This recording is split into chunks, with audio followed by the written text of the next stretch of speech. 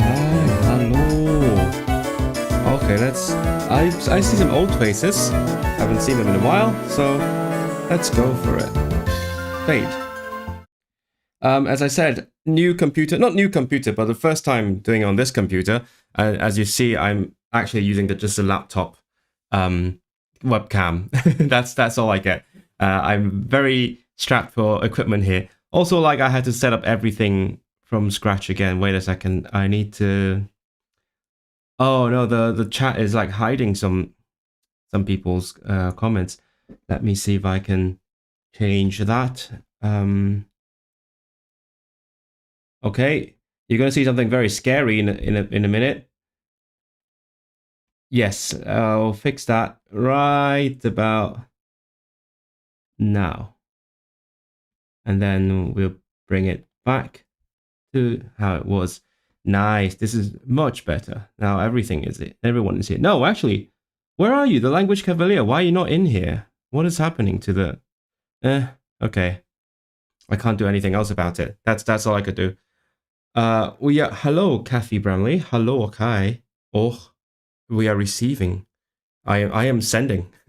I am sending, you're receiving. It's so weird, like, I can't, like, turn the camera now. It has to be, like, I have to turn the entire computer. That way. Which way is it? Oh my god, everything's mirrored. Iceland Stream says the language cavalier, who is for some reason not visible on screen. Rip, hey, now you're here. Great, you're here. Hallo aus Österreich. Hallo. Nach Österreich, soll ich sagen. Yeah, I was gonna say, help. I just went and washed my glasses for a second because it was, schmutzig. What was that in English? Dirty. And then now it smells like bad egg, which is horrible. Fun fact about Iceland, if you've never been here, the hot water comes straight from the depths of the earth. Like it's from geothermal something. So the hot water is from there. So when you shower, it's like from the ground, and like the heating is from that water as well. The energy is like using that hot water to generate electricity. Everything is from the ground. But that also means that, well, on the bright side, I heard it's really cheap. I don't know because I'm not paying for energy here. But on the other side, what's the other side of the bright side? The dark side, the hot water smells like bad eggs all the time. Every single time when I shower, the water smells like bad eggs. When I brush my teeth I want warm water, it smells like bad eggs. So now I've learned the hard way that when I need to, for example, drink some cold water, I need to turn the tap to cold, let it run for a bit so that all the hot water is gone, and then I get some cold water that doesn't smell like bad eggs. And also every time after I wash something with warm water, like my glasses right now, it smells like bad eggs. So I guess you get used to it. It's like you get desensitized. Maybe eventually when you actually have bad eggs, you're gonna not realize it because it smells normal. Darth Vader, maybe. Now I see my messages. Yeah, I don't know how it works. YouTube has a thing. It has like live chat and top chat and live chat. Top chat is a default, and then if for some reason it filters out some messages, I don't know how it decides. Woo, sunlight. It is pretty sunny. It is now almost 5 o'clock. I basically, yeah, because when I'm home, I'm like facing this way, so like the window's on my right and I'm facing a wall, so I need very good lighting. I actually did bring my light here, it's on that shelf over there, but I don't need it now because I'm literally facing a very big window, around 3 times as big as my window at home, which is amazing. And also it's bright all day long. So I could have done this at like 12 o'clock if I wanted to, with natural lighting. Well, actually, no, it gets a bit dark. Ever so slightly darker. But welcome to Iceland. And it is at, it's not in the Arctic Circle quite yet, but it is also midsummer. I think midsummer was yesterday-ish or today. Either one. The Swedish midsummer, which is the festival, was actually on Friday. because they want to celebrate on a Friday, which makes things easier. I think actual summer solstice was like today or yesterday, but that means that yeah, I posted a photo on my uh channel page. Well, let me try to find it. Some people asked me what time that was taken. I can show you that photo right now. Um, share screen. This one. So people asked me when this one was taken. If you haven't read my comments, people who haven't read my comments, what time do you think this photo was taken? Let's see. Let's see what you think. From your understanding of Reykjavik in like mid-June. Hello, Timothy Douglas. Jak ci się podoba tam? Bardzo dobrze. No, rozmawiałem o tym, że gorąca woda bardzo strasznie pachnie. Nie, jak się mówi po polsku? Strasznie pachnie. Jest czasownik na to. Nie, ja teraz myślę po szwedzku, to stinker. I'm gonna find it. What is the Polish for that? It is śmierdzi, tak, śmierdzi. Gorąca woda śmierdzi. To właśnie to mi się nie podoba, ale niestety tak jest. Tutaj w Reykjaviku. When I'm speaking Icelandic, I keep trying to decline the Reykjavik, even though last time I checked, it doesn't decline. Oh, Reykjavik has a genitive in Icelandic, but then because Vik sounds so much like a Polish word, I keep trying to decline it to Reykjaviku. But no, it is just Reykjavik, unless it's genitive. I should mute this. But yes, Timothy asked me how I like it here. I would say I'm enjoying the sun, which is a very white thing for me to say, but it is it is actually quite an experience. Like it is so prominent in your everyday experience that you learn to appreciate it. Even if it rains, it doesn't last long. I guess maybe it's an island thing. It's a bit like the UK where it like rains for a bit and then stops quite soon. Meanwhile, in Hong Kong, it's been raining like 3 days nonstop. So I'm quite glad I'm here. Like yesterday, I went out to film something. I went like to somewhere just 10 minutes from my home on foot. I walked there, and then it started pouring. So I didn't bring my umbrella, so I went somewhere for not filter shelter. It's like someone's just literally outside someone's house. I was there for 5 minutes, and the rain was gone. And then I stepped out again, and it started raining, and then I stepped back in, and then after a few minutes, it stopped. So that's great. No one's guessing. Is no one guessing what time this photo was taken? If you don't guess, I'm gonna have to tell you. I remember Iceland smelled kind of like Hawaii. Really? How does Hawaii smell like? I was only talking about the water. I mean, when we go on excursions, which we've done two of, we went on 2 day trips, and it was also like that, because when you go to see some nature in Iceland, you tend to go to like the geothermal areas, like where the volcanoes are, or like where there's water coming out of the ground, because it's beautiful and it's striking, especially for someone who doesn't live here. So they keep taking us to those places, and every time we get off the bus, you smell the bad eggs. Again, it's strikingly beautiful, but also fuck me, like I can't deal with it. No, actually, I'm joking. I can deal with it. I have dealt with it for a few weeks, and then I've started getting used to it. Especially when you shower with that smell every single day. You think 6 a.m.? I'm gonna say 6 a.m. Do you think I'll be out at 6 a.m.? Do I look like the kind of person who'll be out at 6 a.m.? Like I shifted my biological clock to wake up at before 8 o'clock, and that's like the limit for me. I would never be up at 6 a.m. unless I have to, not voluntarily. But also, this is a hint. This is me going home after a nice watch party, going home on a bike. Tamar says midnight. That's closer. I imagine some of you might have seen a comment where I told someone when that is. Then 8 p.m. Okay, Ahmed says 8 p.m. Hawaii is also sulfury. If I think of it as rich soil, I can get into it actually. Yeah, that's fair enough. That makes sense. That makes total sense. I haven't been to Hawaii, and I've heard it's not a good time. Actually, they've tried telling people not to go there, so maybe I won't go there. Okay, so I'll tell you. This is 1 a.m. I had been watching the World Cup game between Norway and Iraq, I think. Yeah, and then I went home after hanging out there, and then on my bike, and I was like, I feel like taking a little photo or a clip of myself in this beautiful sunset. So this is, I guess it's not the actual sunset.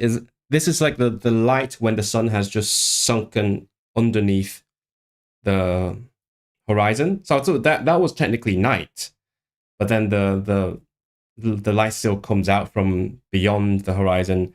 And I don't know if there's a word for that in any language but my own, because like we say manha, and that's exactly this light, but I don't know what it is in English or Swedish or any language. So that was night. Anyway, 1 a.m. That's the answer. Hello, Lucin. There are parts of Hawaii worth going to, but only if you have friends or family. Yeah, that's how I feel about lots of countries, actually. Like lots of touristy places. Like over here, it also gets quite touristy. I think like a large chunk of their national economy is now mainly tourism. Oh my god, this camera angle is so unflattering. I prefer my camera this way. But anyway, and then that means that when you go to a city centre, you see lots of tourist shops, which feels like when back in Oxford. You know, in Oxford we have like 3 Harry Potter shops in the same street. And yeah, souvenir shops and all that, overpriced places, even though every place is overpriced for a Brit. And then you've got Americans everywhere. And I remember feeling quite bizarre when I first got here because I'm not used to being around so many Americans. Like in Europe, or like back home in England, you hear some Americans once in a while. But then when I go to the Reykjavík city centre, it's like all Americans. It feels like I walked into a movie. Again, I haven't been to like anywhere in the States, so it's quite a new experience for me. How are you doing? I'm surviving, thank you very much. Yeah, ég segi bara gott, as we say in Icelandic. It is quite a lot going on, and the 3 weeks. I'm 3 weeks in, by the way, as I have just edited the title to say. 3 weeks in, and I can't believe it. It's crazy. Feels like I just got here. But there are lots of things I have gotten used to. I'm being Americanized. Yeah. And I mean, I keep reminding myself I shouldn't judge the country only by the summer, because I know whatever is nice about the summer is not nice in the winter. So I'm trying to actively avoid like thinking too highly of the climate here, because I've only seen this one side of the country. But it's really nice here. I like the kind of temperatures I get here. You guys might have noticed I'm a fan of like colder temperatures, and over here it's like 12 to 18ish in the daytime, 12 to 16. I tend to go like this. It literally this is my summer outfit, even in Iceland, and it gets a bit cold, to be honest. But because I bike everywhere, and especially when I'm here, I don't have my e-bike. And there's a lot of hills. I live in an area that's literally called the hills. So when I'm cycling, I get warmer, so I can literally just go to school in this. Like I've tried, I packed all my like autumn/winter clothes. I have long sleeved shirts and hoodies and things. But after experimenting with my clothes for the first 2 weeks, I decided that I actually am better off just dressed like this, and then I can chuck my jumper in the bag when it gets a bit colder.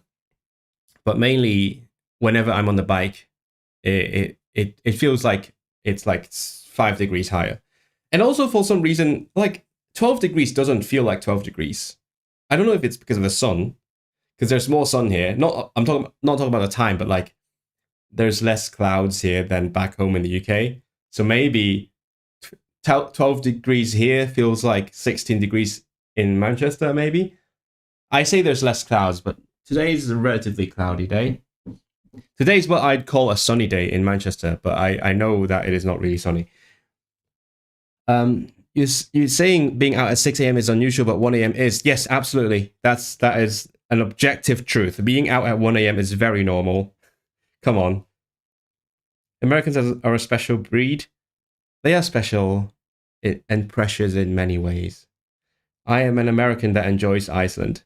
Depends on how you enjoy it. Like, if you're really interested in the culture, then that would be interesting. I mean, I met lots of different people who have moved here, especially people at the university who research Icelandic things. I've been connecting with various researchers at the humanities, I guess, place through my teacher, and there's like Brits, there's other people, and I have a friend who is American, but he teaches Icelandic here, not at the university, but like in Reykjavík. I think he actually just qualified to teach at schools, which is amazing. But like, I see lots of them who just come and just do the touristy things, which is, I guess, fair enough. Like when you come here, you want to get the important things down, right? But it also, I imagine it gets quite boring to hear about like what people are doing when they're here. Like there's this guy from New York who just sat down at our table when I was hanging out with friends in a pub, in a bar place, and then he just kept asking us questions. And they're like, okay, sure, we'll talk to you a little bit. And then he says, oh yeah, I'm going to, the Blue Lagoon tomorrow. I'm going to this and that. And again, I understand you gotta do the basic stuff, but also, I know. It's that place again. Everyone's going there. Hello, how do you like it there? I think I've just answered that. I've been talking about it nonstop since the beginning. I was going to talk about something related to. I forgot because I was talking about hiding from the rain earlier. Oh yes, I was about to tell this story. So that one day I was filming out. I was trying to get some. I won't spoil it, but I've been going around town to film different things in different parts of town. And there was one point when it started chucking it down. So again, like I said, I went to seek shelter just outside someone's apartment building. And there's like an entrance foyer kind of area, not like after you enter the building, but just outside, which has shelter. So I stayed there for a bit. And there was this one guy also standing there. And when I saw him, my gut feeling said Hong Konger. And then lo and behold, he was on a phone with someone inside the building saying, in Cantonese, oh yeah, of course I'm waiting for you. Come on, just pick me up already. And I was like, oh yeah, I knew it. I fucking knew it. And then when a woman came and picked him up and looked at me like with a questioning expression, I said in Cantonese, oh yeah, I'm not going in, thank you. Just ignore me. And that was quite a bizarre experience. Just there's, I've actually come across so many Hong Kong people here in Reykjavik. I think every day when I go out into town, I hear at least 2 groups of Hong Kong people. And they have to be groups because like if they are one person, I wouldn't know they are Hong Kongers. But like I go into a restaurant and there's like a table there, or like we just walk past someone, and then I can sense from the aura that they are my people, and they are. So that's quite interesting. Like back home, I don't have lots of friends who've been here, from Hong Kong. I think there was one that wanted to come here with me, and that was the reason I started learning Icelandic in the first place back in 2020 or 2019. But we didn't come for an obvious reason that you might have heard of in 2020. But otherwise, I don't know anyone from Hong Kong who's been here, so that was quite interesting. Um, how does Icelandic compare to Welsh? I haven't tried either, but actually there are so many similarities. Curious how this is experientially, though, since they strike me as similar. I haven't edited that yet, but I've filmed a reel about the phonological similarities between them. It is quite striking. Like the vowels are different. The TLDR is the vowels are different, but basically the consonant inventory is practically the same, barring but like a ch. Icelandic doesn't have any kind of ch. But yeah, that was that's like very superficial, right? If you want to talk about learning them, then yeah, different in many ways. Like Icelandic is practically like Polish in terms of grammar. Because like even German is kind of simplified because German nouns don't really inflect like they used to. German nouns get like an ending when they are in like the plural dative or if it's a weak masculine noun.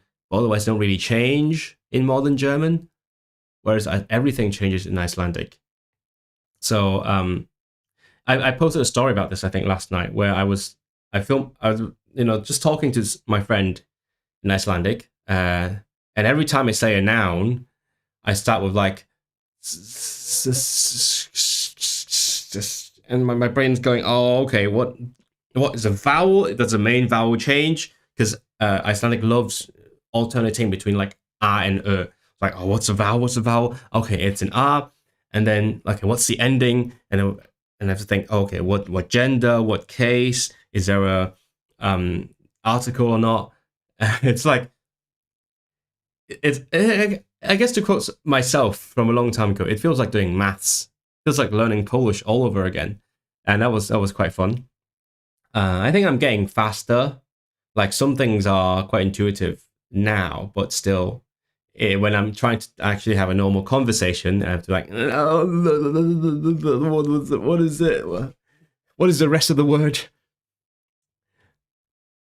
It's very hot out here today. Where are you? I keep seeing Gida because that's Welsh, but no, that's Gida. Are you in the capital? I haven't gone out today actually. I was planning on going to the art museums. So I woke up and then chilled a little bit.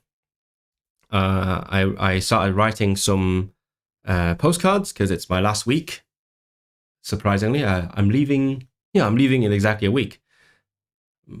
It might be literally in a week because I think that was an afternoon flight. Anyway, so I started writing postcards, and they're like, I worked on my update videos for a little bit, and then I was like, oh, maybe it's time to go to the museums as I planned. I wanted to go to the art museums, the Listasöfn, plural. And then I looked at the prices and realized they have a cheaper ticket if you go to all three museums. But then it seems like you have to go on the same day because it says a ticket for the 21st of June. So I was like, okay. Guess I'm not going then because I had like 4 hours left by that time. Like the days are long, but the work days, like the museum's opening hours are not long. So sadly, I didn't go out today at all. I literally didn't leave my house. I could probably go out for a walk later today, which is a great thing about having such long days. Is like I can just go for a walk at 11 o'clock. There's one update video that I filmed at 10, and it was completely bright. And that's it. That's great for making content. I don't have to worry about lighting. Let me quickly sell out for a little bit and put this in the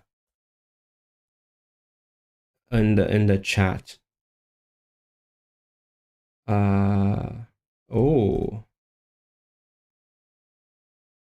let me write this. Oh, no, I need to. There we go.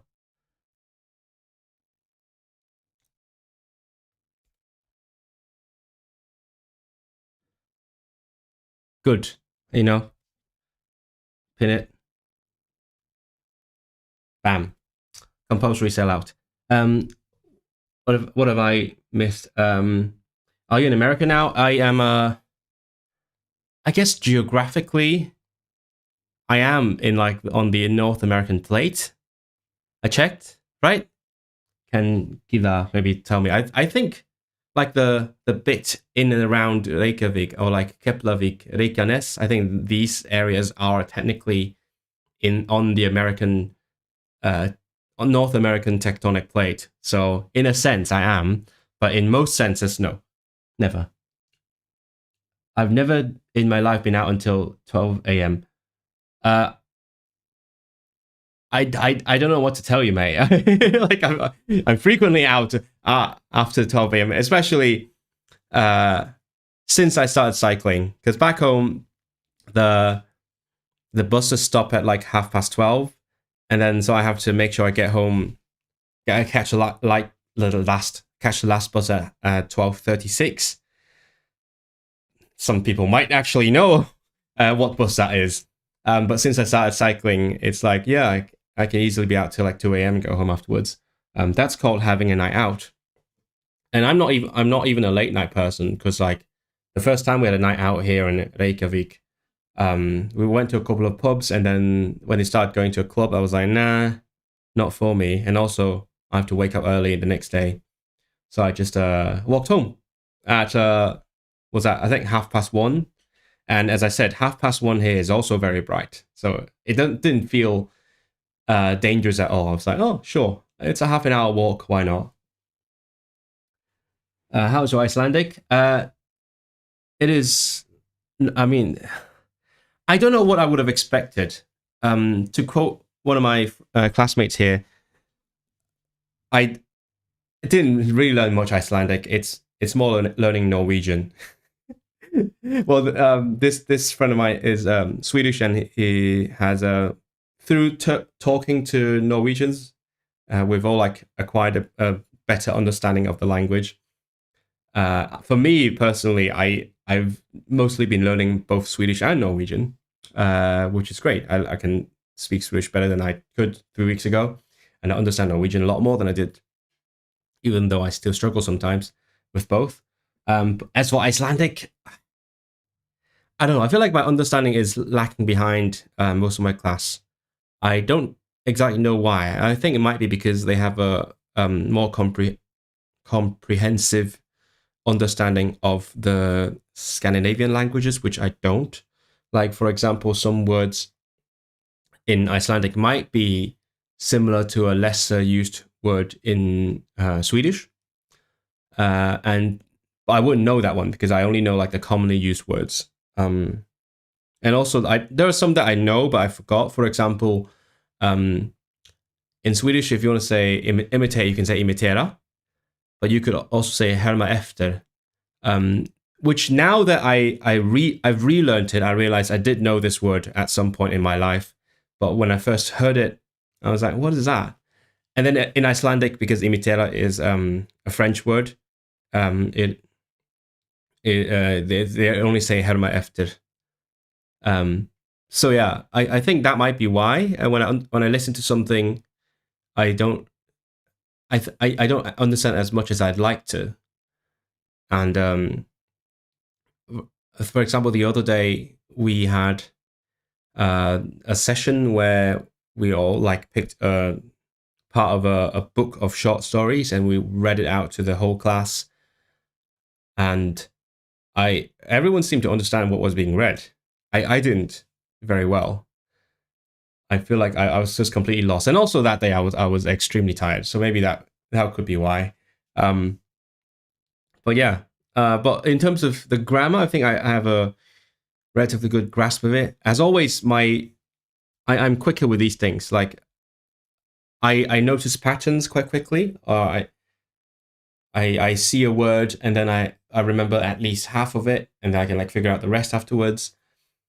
The declensions, it's very complex, but I kind of got the hang of it. Like I'll definitely make lots of mistakes, but I can kind of put a string a sentence together. I think faster than some of my classmates. Ayup, well, Israel has crazy good skin. What do you mean? That's my normal skin. I don't know why people say crazy good. But it does happen. Like sometimes, like I think last time when I told someone my age, they were like, "What's your skincare routine?" I was like, "What?" I just don't go out. Maybe I don't go out so my skin doesn't get all the sunlight or the UV rays.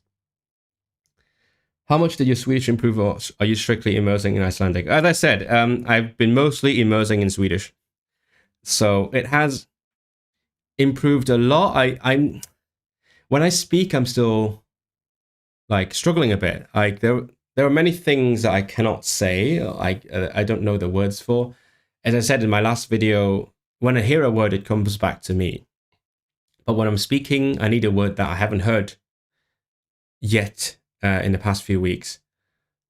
So I often have to like do the thing where I talk around something, and people have noticed me doing that. They said, "Oh, you're very good at that." I'm like, "Yeah, that comes from experience of speaking other languages." But that also means that my active vocabulary is still lagging behind. Lagging, so not lacking, lagging behind. Did I say lacking earlier? It's lagging behind quite a lot.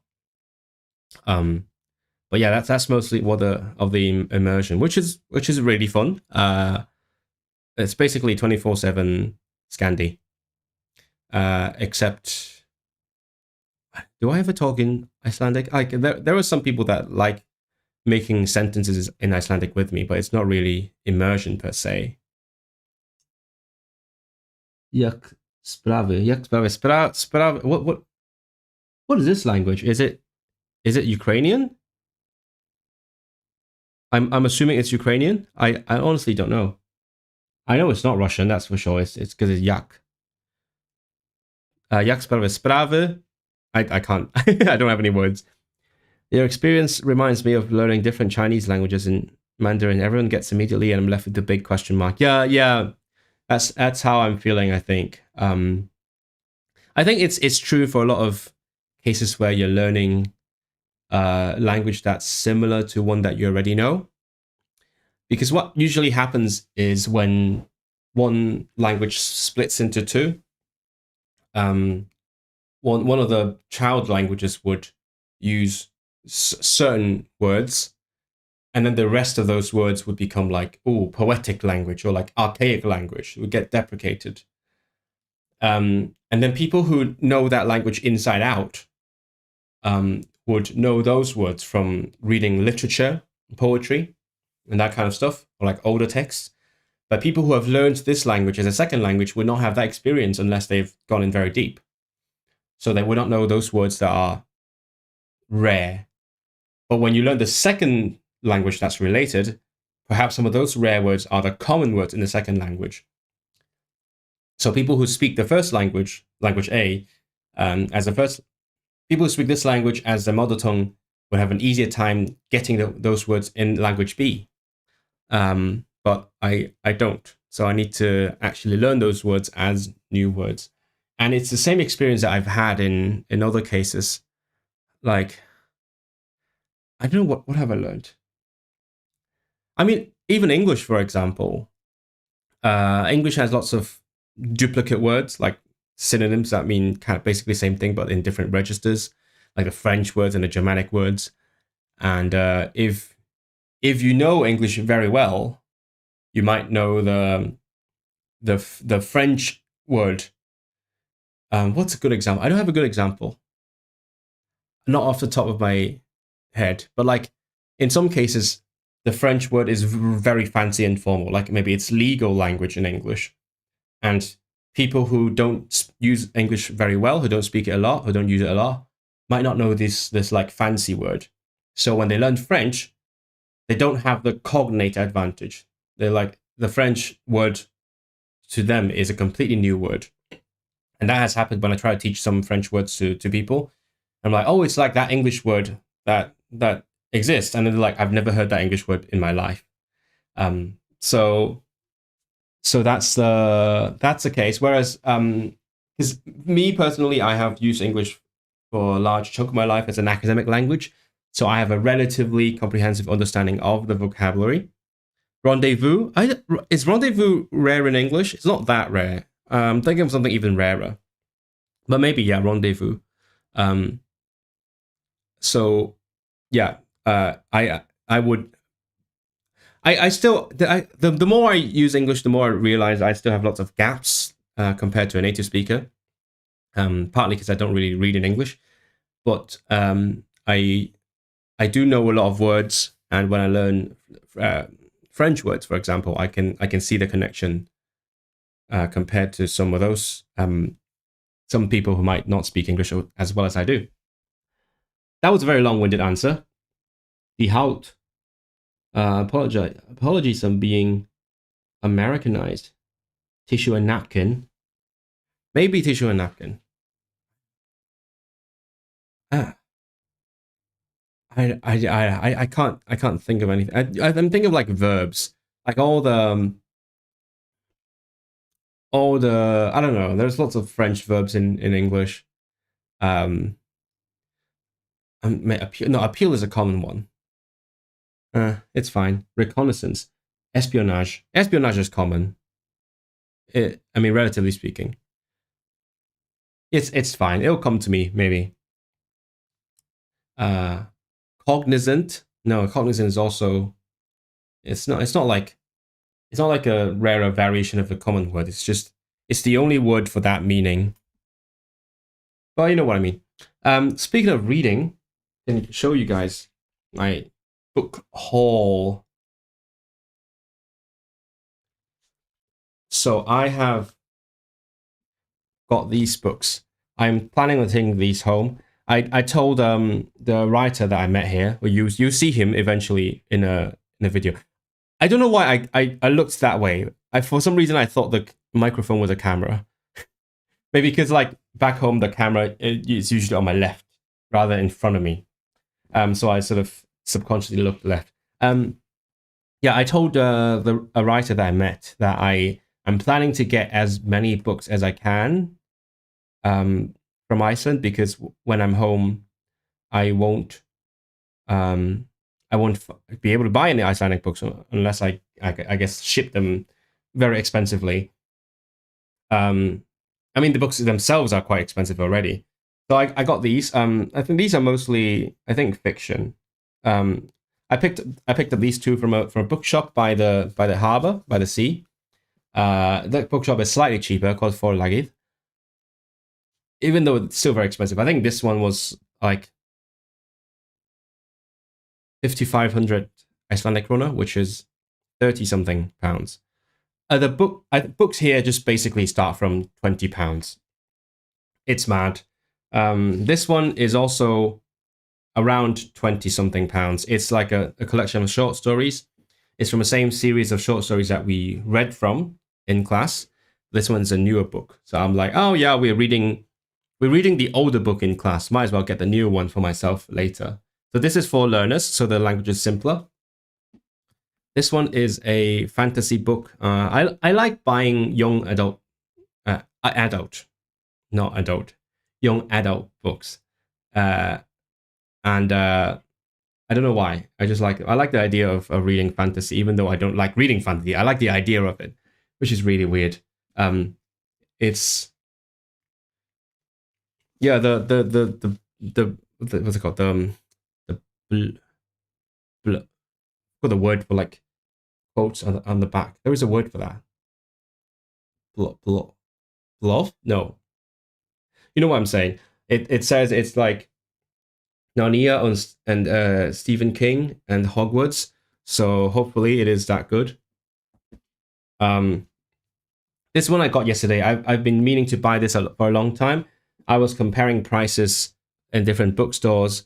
I went to that bookstore by the sea where that was said to be cheaper, and it was very expensive. So I was like, maybe it is the same price anywhere. So I went to the bookstore that was in the center of town, and I was wrong. It was pricier there, but by that time I was like, yeah, the difference is not huge.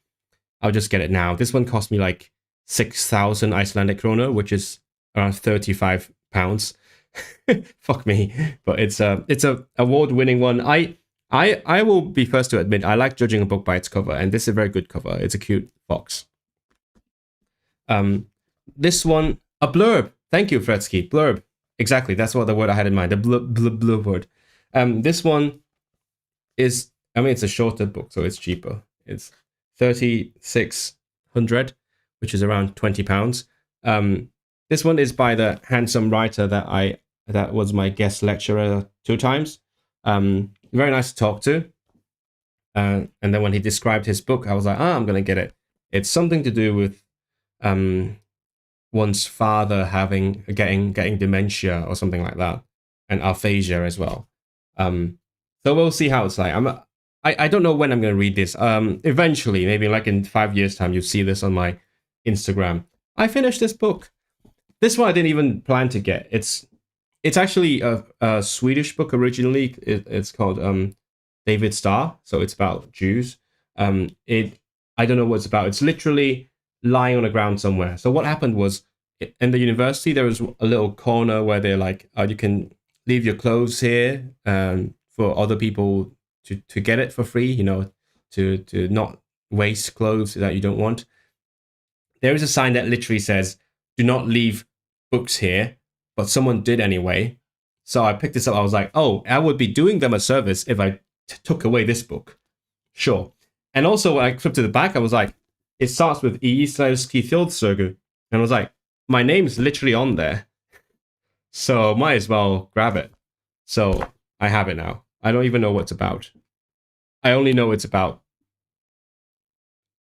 Jews. Whatever. I'll read it at some point. Okay. Ameliorate, improve says yes. Yes, that's an excellent example. Yeah, ameliorate is, I learned this in school. It's, in English, it has a more specific meaning of like improving a bad thing. But like, exactly. So when I try to teach someone the French word améliorer, I was like, oh, it's like the English word ameliorate. And they were like, what word? Elucidate, obfuscate. Yeah, maybe those are good as well. Elucidate. Laureate. Laureate is, again, these are words that are rare, but they're also they're not like a rare variant of a common word. You know what I'm saying? Because like, if you want to say laureate, you're going to need the word laureate. But if you want to say the word ameliorate, and you don't know the word, you would say improve. You know what I mean? You know what I mean? So it's a different scenario. Young adult fantasy is great. I had a conversation with someone like a few weeks back about adult and adult, and I'll be very honest, I still struggle to remember which is which. My way of remembering is trying to remember how I used to say it with a Hong Kong accent. Adult. Yeah, adult. So, because in Hong Kong, we would be learning the British one. So that implies that adult is a British one and adult is an American one. But it's actually really hard to remember because it's completely arbitrary. Giving away books in a place where they're worth their weight in gold. No, basically, yeah. I don't know how much this would be. I'm imagining like £25 for this one. It's crazy. Oh, this country, man. Hi, mate. Could you please recommend some resources available online or that I can order in Europe for learning Icelandic? I mean, Icelandic online is like the golden standard. There is a bit that I cut out in my last video where I said I'm not the biggest fan of the method because it's a bit like old school grammar drills kind of methods. But I guess for a lot of people, that's exactly what you need. So Icelandic Online is the golden standard for self-learning Icelandic resources. And it is very good and very comprehensive. It's got so many levels. It's free. there's nothing you could recommend more than that. So that's a lot of yapping I've been doing. I hope you've been enjoying my updates. I haven't actually uploaded any of my update videos yet. I have been filming updates more often than I had planned to. I was gonna initially I was going to film just one video about how the learning Icelandic learning is going, and then eventually I ended up with like at least 4 videos now, and then I'm about to film another one, and then I've also talked a lot about that on the stream, and mainly because I just have so much to share. It's such an interesting experience. The first few days were mostly about like adapting to, for one, living in Scandinavian, as some like to say. It is one language with very different dialects, and like adapting to life here. You know, the cars everywhere, giant parking lots, car parks. You know, I will say parking lots because they feel very American.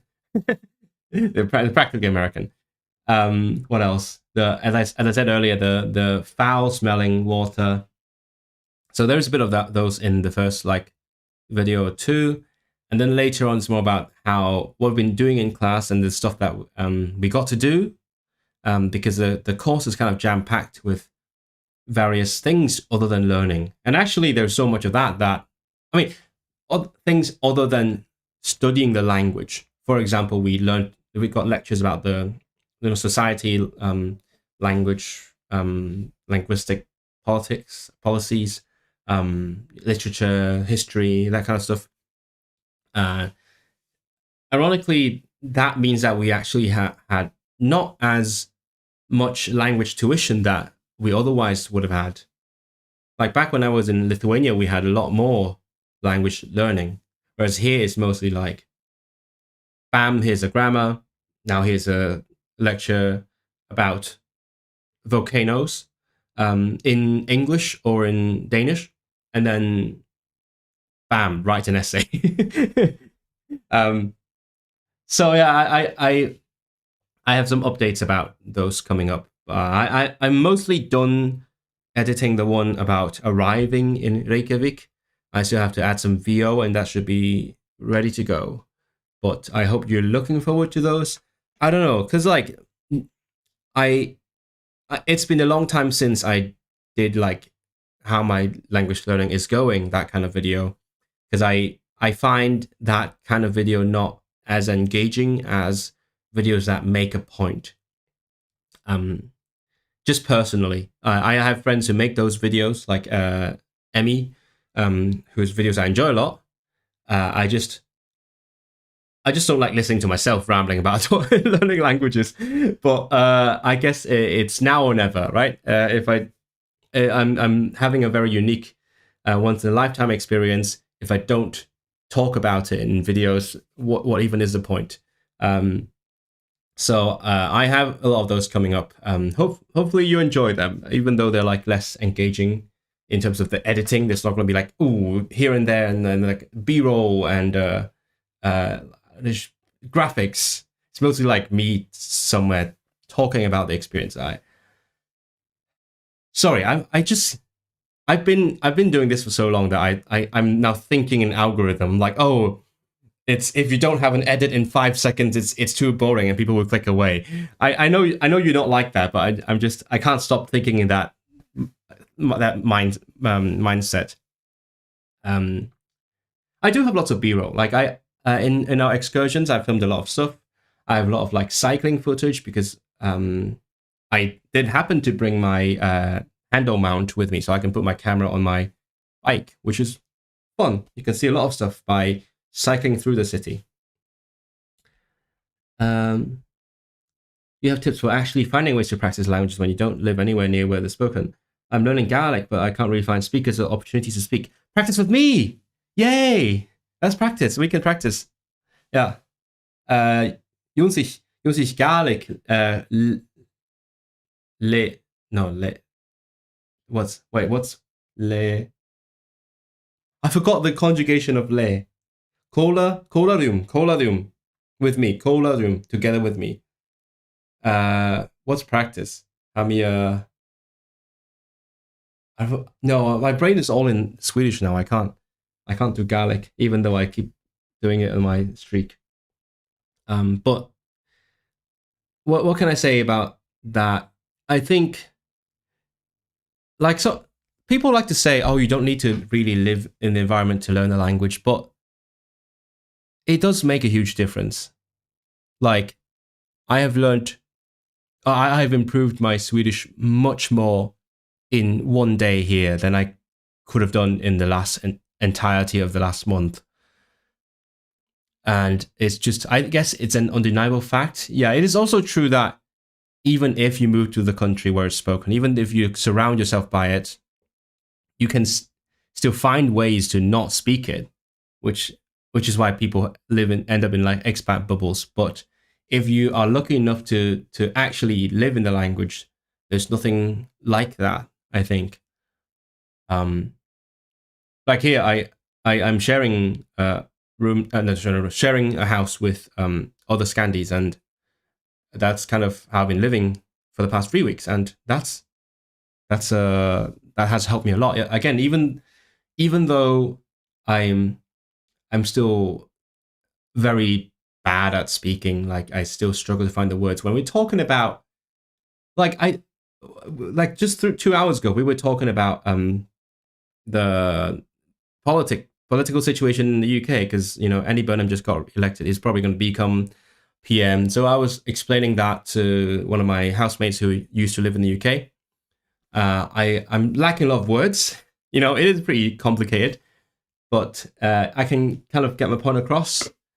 Whereas my passive understanding has gone up a lot. Like every single day, every day I keep wondering, will there be one day when we have dinner without talking about politics? And so far, that has not happened. Every single dinner we have talked about politics in some way. Mostly they. I'm mostly like passive. For one, I don't have much to add when it comes to like Scandinavian politics, but also I just don't. Whenever I have something to say, I'm like lagging behind. Like I have to take some time in my head to form the sentences. So by that time I can say something, it's already too late. So that's fine. It's good input. Are used books also pretty expensive? That's a very good question. And I wish I knew the answer to that. I do tend to forget that you can buy used books. My bad. I sometimes forget that's an option. But I do know people who have been to like secondhand shops. I just don't know where they are. I haven't been to them. I should have done that. Well, too late. I've done all my book shopping now. I've splashed out 30 quid on each book. Too late. Icelandic makes part of your brain feel too comfortable if you seek English and then it jump scares you. Really? I never felt comfortable in Icelandic. It's always a constant struggle, and it's a very fun struggle. It definitely helps you maintain your language skills if you travel there or move there for a bit, because you're constantly surrounded by people who speak it. Again, it depends on whether you're actually surrounded by people who speak it. Because, for example, like me, right now, I am a lot more immersed in Scandi than I was when I lived in Scandinavia. The reason being, when I lived there, I mostly spent time with myself. Like I had Swedish housemates or flatmates, but then we talked only when we like came across each other, like hi. And like when I hung out with people, like I would speak Swedish to my classmates in my phonetics course, but we only talked before and after class, which was not a lot. And then a lot of people that I knew actually spoke English to me. So ironically, this has been much more of an immersion than it was when I was actually living in the linguistic environment itself, because of how much we spend time together. We go to things and we like shit talk and make jokes and watch football and stuff. So it really depends on how you use your environment. And sometimes it's not up to you Sometimes it is, and it is not easy. I have to say that I haven't. That's part of the reason why I do want to eventually like live in a place where a target language of mine is spoken rather than English, because it's got a completely different experience. But for the time being, I live in the UK. I live in England specifically. I haven't been to France. I've been around French speakers in so long. I've started to forget some of what I've learned. Same with German. Definitely improving on those after my MA.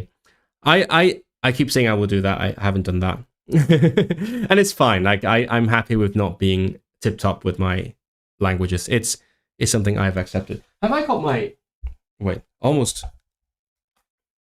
like unplugged my headphones there. Have I got my gathering files with me? Yeah. Like I think have I shown? No, actually, I haven't shown this before because I haven't like this. This was from this year. I haven't been live since the polyglot gathering. So yeah, I put these here. Are they true? I don't know. I don't care anymore. It's I did the thing where I replaced A, B, C with colors. Because my friend Scotty, it feels wrong to not say his name in his accent. Scotty, he brings these stickers every year for people to replace the A, B, C with these. And this year I decided to take the plunge and do it like he does. So instead of A, B, C, I have like bad, okay, good. And that makes me a lot more comfortable because I'm not claiming a specific level of ability, but rather it's describing how I feel about speaking each language. And these ones I'm relatively comfortable with speaking. Especially, I mean, now I'm comfortable with speaking Swedish relatively compared to last month, and so on and so forth.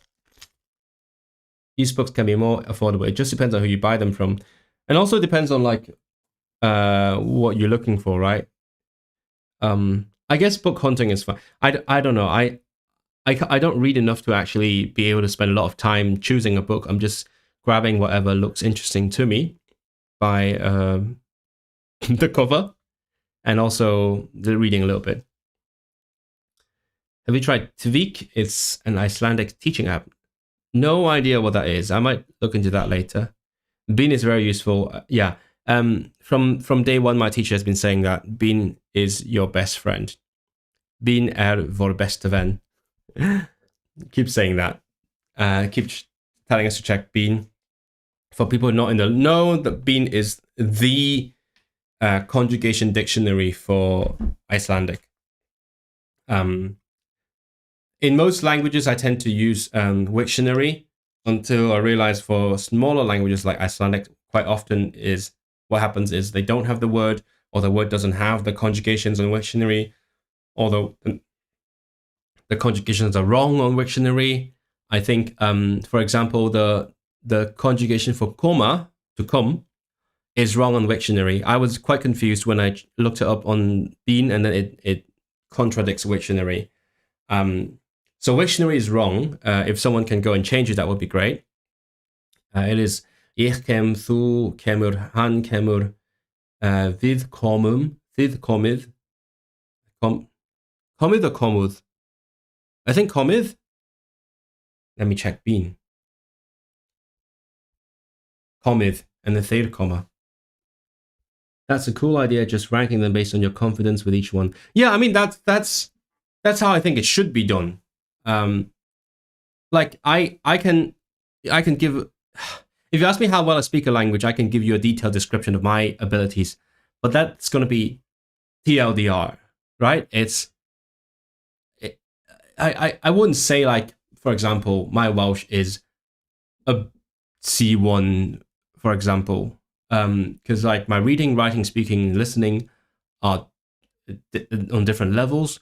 My abilities vary by what I'm reading or speaking or listening or writing about, or different registers. Like I definitely struggle a lot more with formal Welsh than with informal Welsh. So ultimately, I think it's a bit pointless to just tell someone my level is C1 or something, unless it's a qualification you need for a job or a study program or something. So it is actually a lot more meaningful to tell people how happy you are using the language. In a sense, that's also, in a sense, it's also like, don't speak these to me because I can't speak it. in a way, I'm too scared to speak those languages.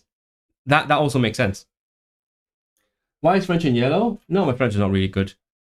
Dictionary betrayed me too many times during GCSE. Yeah, because it's not being monitored very well. Now it's been a while, but I would like to do some studying as well, as I always do. What I'm about to do is like my last stream, preparing a presentation. But this time, guess it or not, well, believe it or not, I can't English anymore. Believe it or not, I have to do a presentation in Icelandic. I actually didn't realize I have to do that until like yesterday when I realized, oh wait, yeah, we have this coming up on Tuesday that we have to prepare for and practice and learn things for. It's crazy. So let me show you what I've been working on. I don't know how much of you can read Icelandic or Scandi languages. It is quite interesting. So the requirement is prepare a presentation on any topic, which is weird. Like, how often do you get a task like this? Any language, literally do whatever you want, but it has to be in Icelandic, and it has to be 5 to 7 minutes with a 3-minute Q&A, which is kind of intense. Like, we don't speak a lot of Icelandic. We haven't learned a lot of Icelandic. It's mostly like explaining the structure and then like find your words in the dictionary and get your conjugations in the dictionary and bam, speak it. But I decided to do a very brief presentation on sign language, what it is and what it isn't. So for those who can't read, what is sign language? Táknmál, not.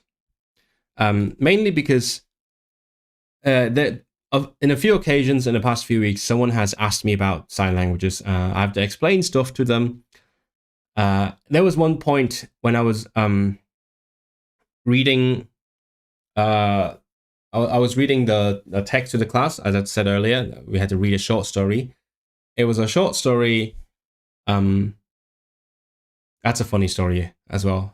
It's a short story about interpreting between Icelandic and Lithuanian. So I actually read some Lithuanian as well to the class. But anyway, so there was one point the teacher asked me, oh, what is a skjaldbaka? And I was like, I know it's a turtle. I don't remember the Scandi word for it. And I also don't want to resort to translations all the time. So I did this. People didn't get it. But then when they did, after I explained it to them, they loved it a lot. And this happens to be, it is famously a sign that a lot of learners love. Like when you ask someone who learns sign languages, it would say, oh, my favorite sign is turtle. Because it's so easy to remember, it's so obvious. Shield lizard, is it lizard? Is baka lizard? Pata, because in Swedish it's sköldpadda. Now I remember, but back then I didn't. I'm a graduate student at Hawaii. Only reason I'm trying to learn Icelandic. Oh, it's a cool place to study. Not spoken language. Because tungumál is tongue language. This one is sign language. So today you guys will be preparing this presentation with me. If you are so inclined. I realize my screen is kind of small. I'm not used to doing this because back home I have a really big screen and I can see the stuff I'm sharing and also chat at the same time. Let me figure out how I can do this. I can pop out. Oh, I can pop out the chat so that. Let's see if this works. So that I can still see it while I'm looking at the presentation. Does this work? Great. Ah, I can kind of see it ish. Okay. Oh my god. I don't know if I'm imagining things, but ever since I ate the fermented shark yesterday, which famously tastes like piss, I can once in a while I take a deep breath and I can still feel it in me. Like when you're eating it, it gets hard to breathe for a little bit because of how strong it is. I don't know if it's actually an aftertaste or it's literally just an aftertaste in my head. It's crazy. I've been brain fucked. That's your favorite sign? I knew it. Lots of people say it's a favorite sign. Yeah. What was I saying? I was saying, yeah, people have been asking me things about this because it's something that interests people, but lots of people don't have an exposure to, right? So far I've prepped like headings for the different bits. It's like a myth busting thing. I have taken inspiration from my friend Cassie's video. She has a Cantonese channel where she talks about linguistics, and then she had one video where she like busted myths about sign languages, and I was like, I'm just gonna steal your stuff. So this one is sign language just imitating things? Is sign language just speaking spoken language, but with your hands? Is sign language used by all deaf people? Is sign language international? I haven't decided on the order. Maybe I should reorder them. You tried it? Did it taste nice? I heard it smells so strong you have to serve it in a closed jar at restaurants. I yeah, it is. It doesn't. Well, we were in the open. To be fair, we were like in Krýsuvík. It's out in the open, and we had some. Thankfully, our teacher brought it to us. Because like otherwise I would have gone to it. Because I didn't realize you could just get it from from a supermarket. So otherwise I would have gone to a restaurant and paid like 600 Icelandic kronas for a small piece. I had two small pieces. The weird thing about the shark is initially it tastes like nothing. You know, it's quite okay, and then you start chewing, and then it hits you. You can see the moment it hit me on my Instagram story. I posted that moment specifically. Thankfully, my housemate captured it. It hits you, and then it never leaves you. It is horrifying. You struggle to breathe for a little bit because of how strong it is. Your stream just dropped. It is not. It has not dropped. It is dropping. It's dropping. Baka is back. That makes sense. So it's a shield back. Yeah, to Baka, right? To Baka is back. To the back. Okay. Yeah, shield back. Whereas on in Swedish it's word padda. Padda is like what that is. Wait. No, it's word pad, sorry. Word padda. Word padda. Two D's. Padda is a toad. Yeah, shield toad. Shield toad. Okay, so is sign language only in the hands? This is phonology. Yeah, so that's explaining the it's not only the hands. The sign language have grammar.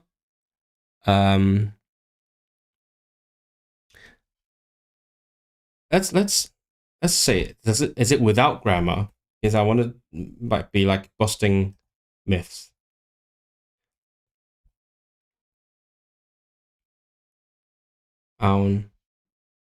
Without is sign language without grammar. Maybe I need to reorder something. So let's start with is sign language just imitating things? First of all, there's something called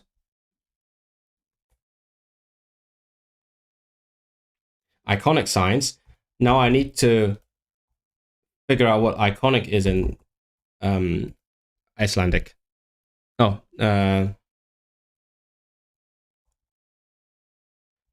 I need to use Swedish to search in the dictionary.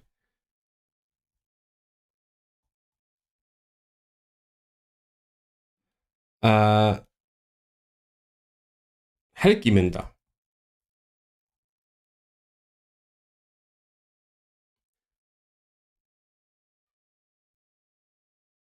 Oh, okay. So Helgimund is a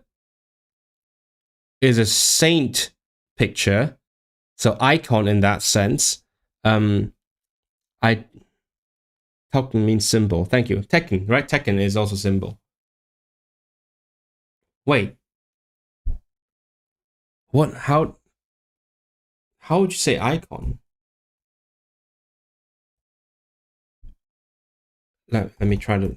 Because Helgimund is a saint picture, so that's not just any icon. It's like a saint icon. I'm lost already. I don't know. Hmm. This is not good. How else can I search? Okay, icon Icelandic icons. We don't have iconic. So I might just what I might just do is skip that word. I won't say iconic, and find a different way to explain it. Oh, I found one possible example that has this word in it. As one of the most iconic landmarks in the world, Eoliska Tóndagudin var ein af þeim tóndagudum þar sem sjóndi tóni var oft hækkaður og þannig myndaðist. No, this is hard. That's icon as in Russian.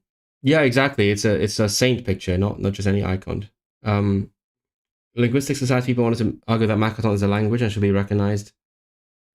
It's a communication tool, but doesn't have own grammar. I'll skip that bit. I just need to. Okay, you know what? I won't say iconic. Just forget the word iconic. Stundum. How do you conjugate tákn? Tákn. Okay. Tákn sem herma eftir. Signs that imitate hlutum. Skjaldbaka, as we did in my story reading. This is a really small text. Why is it so small? Turtle. What else? Iconic. Myndaðist is probably more like picturesque.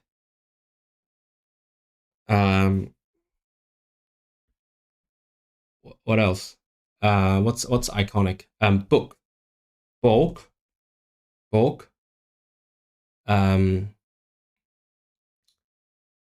It's weird to try to come. Let's look up how to say rabbit in Icelandic. I should know that. Kanina.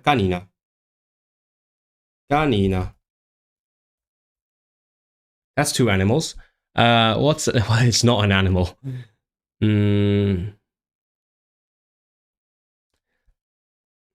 I need to say that these are BSL examples. I only have BSL examples. I mean, I have Hong Kong sign examples.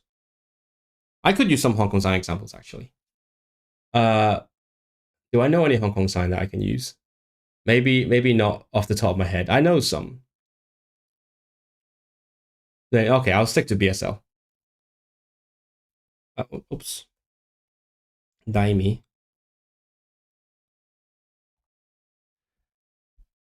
Iconic turtle.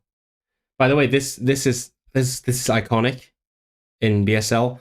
The ironic thing is not iconic. Ironic thing about iconic is this is if I'm not mistaken, this is originally from gay sign, like iconic as in the gay slang, and then the like BSL linguistics people took this sign to mean iconic sign, as in signs that look like the thing they are. See, isn't that similar to Canadian? Yeah. It's all from Latin. Octopus. I want something that isn't an animal. Oh, I can probably find something.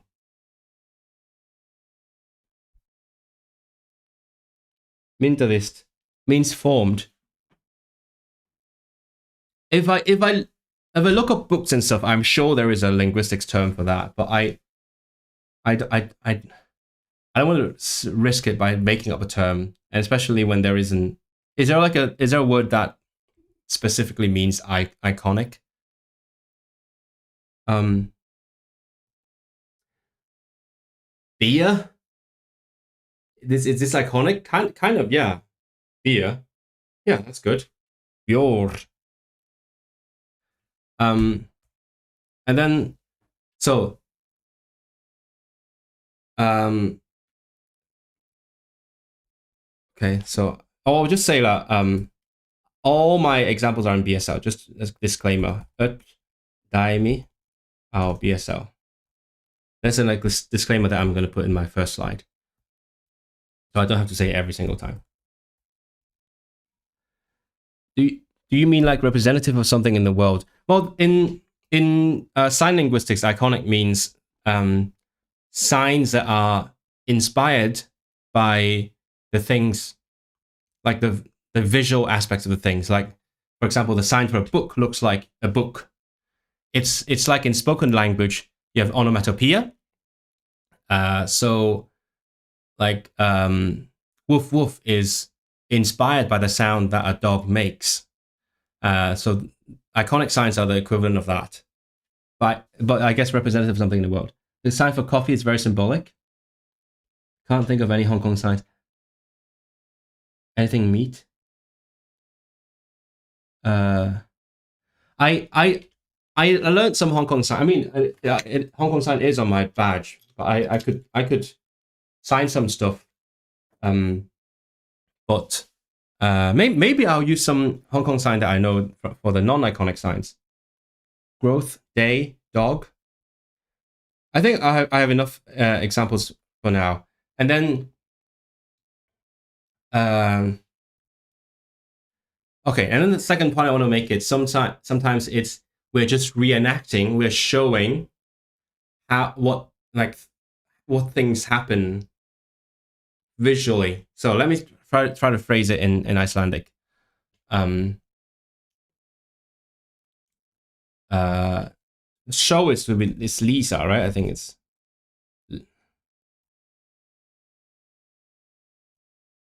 Sina. Okay. Sina. Uh, how would I phrase it in simple Icelandic? Because it's not only me struggling to say it, but also people need to understand it, right? It's like back when I did my presentation in Lithuanian, getting flashbacks. Uh, það sem gerði, no, no, how do I conjugate gerðist? Ger, ger, gerist. Yeah, it shows what is happening, shows what is being done. So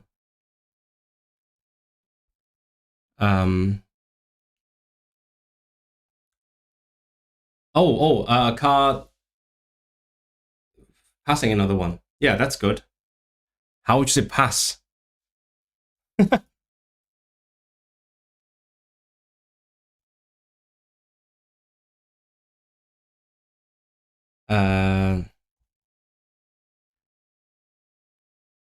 Fara fram hjá bílnum.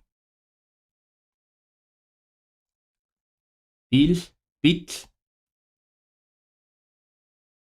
Oh. Prepositions.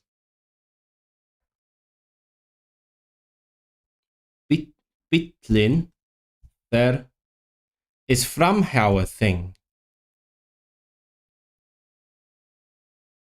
Yeah, it is. Framhjá is förbi, so pass by. Við fórum framhjá mörgum þorpum á leiðinni. Yep. Fer fram hjá. Oh, it's a dative. Dative. Bíl, I think. Yep.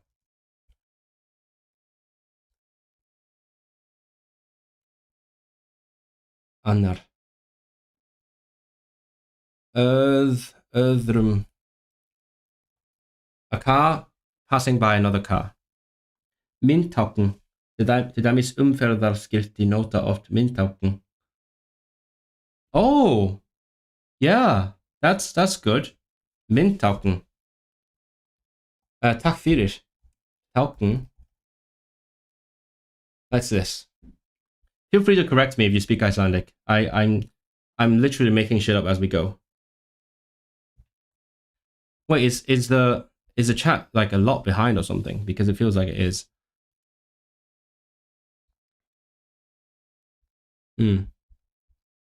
Okay, where was I? I have a lot of windows on a very small screen. Not used to this. I'm used to a big screen. Okay. So a car. So okay. A turtle. People know that already. Book. Rabbit. Beer.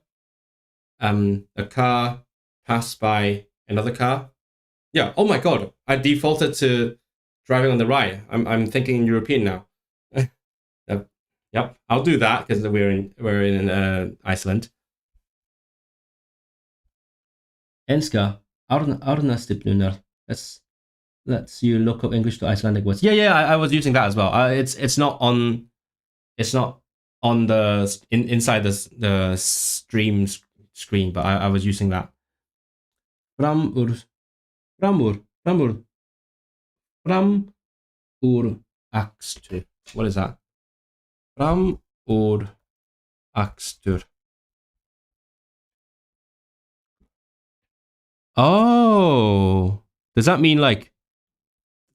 Is that the act of passing a car? Framur akstur. Can I look for images? One way to check the words if the works are right is to look at images. Yeah, okay. So what I might do is fram úr akstur and then explain it in simple Icelandic. Okay, another one, something else that shows what is happening. Like two people meet. Yeah, two people meet.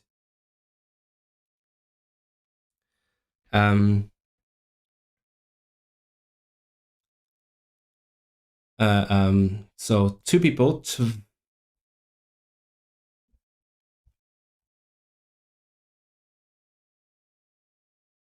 What would the word be for people? Because like folk was like a collective noun for people.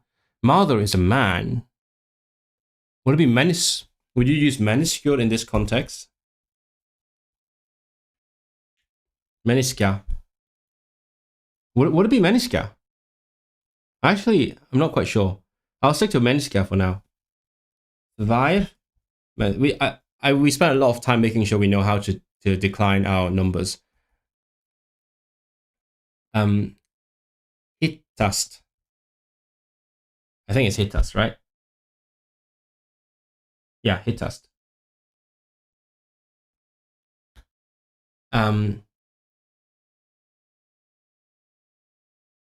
Or what about? Yeah, go down. The car goes down. Bitlin. There, neither. Is it neither? I think it's neither. Was it neither or neither? Yeah, neither. And then like,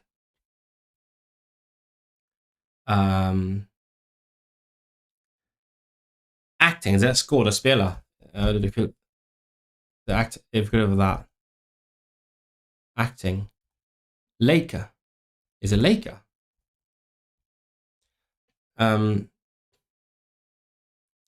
Sina, show the emotion. No, not this one. Show how the person feels.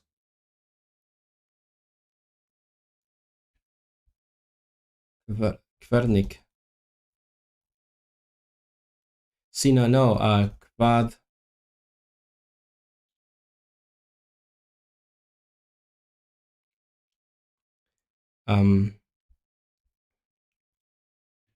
Mother is sometimes used for one person.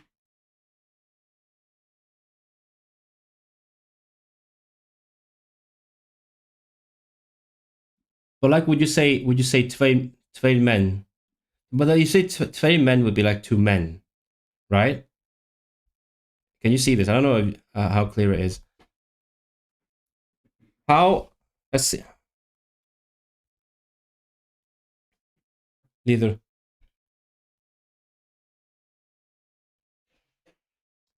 How a person feels. Feeling. How do you say feeling?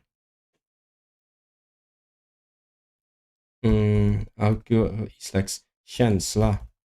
No. Tilfinning. Fá á tilfinninguna að hún muni ekki koma. Hafa tilfinningu fyrir skáldskap. Hafa.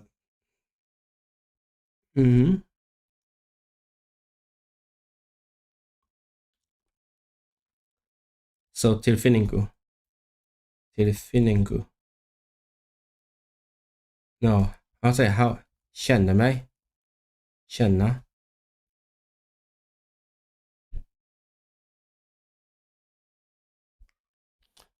See, there is this very good dictionary called Eastlex that it's probably the best, but like it is so slow and it's not very, like you have to, sometimes you have to go a long way around to find something. So what I tend to do is I go to Google Translate and then I check the translation on Eastlex instead. You speak Finnish? No. Some people avoid it because it's gendered. Wait, so should I avoid it? I actually don't know. When I say two people, how would you say two people to the speakers out there?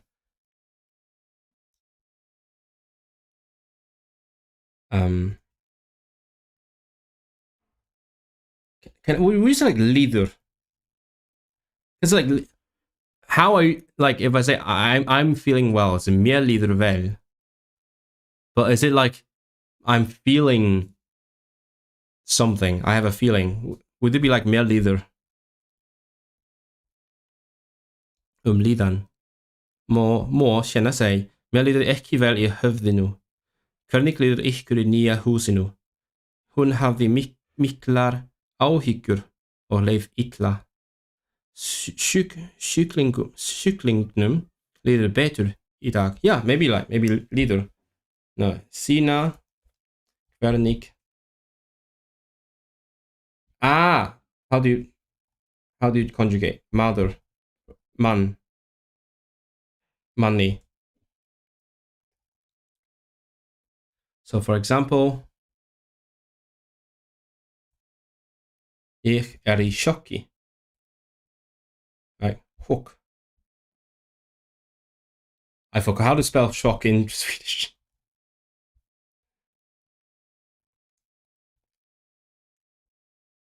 Sina, hvernig manni líður. Shock. Can I use this one? Ég fékk sjokk þegar ég sá eldtungurnar fyrir utan gluggan. What is this one? Lost. Vera í losti. Maybe this one is like the foreign one. Óformlegt, informal, right? Okay, I'll use the informal one. Shock. Í sjokki. Men. En.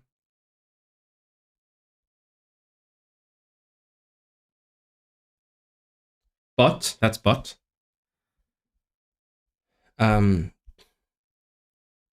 Málfræði.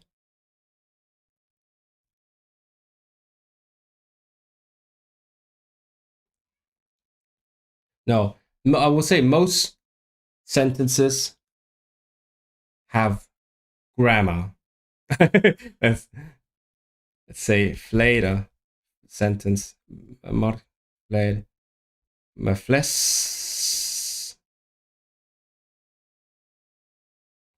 Flestar. That's how we've been learning, by the way. Flestar setningar hafa málfræði. And also, like, there's abstract concepts. How would you say abstract? The thing with Icelandic is you gotta learn the words that are not abstract. I meant abstract, not Latin. You relearn the ones that are not. Wait. Do you also say abstract? That's not very Icelandic of you. No, that's abstract. Abstract. Really? You say abstract? Okay. Oh, it doesn't decline. Árnastofnun. Yep. We are studying under the Árnastofnun. Okay, so abstract, I guess. Ideas, hugmyndir. Like, what is an abstract idea?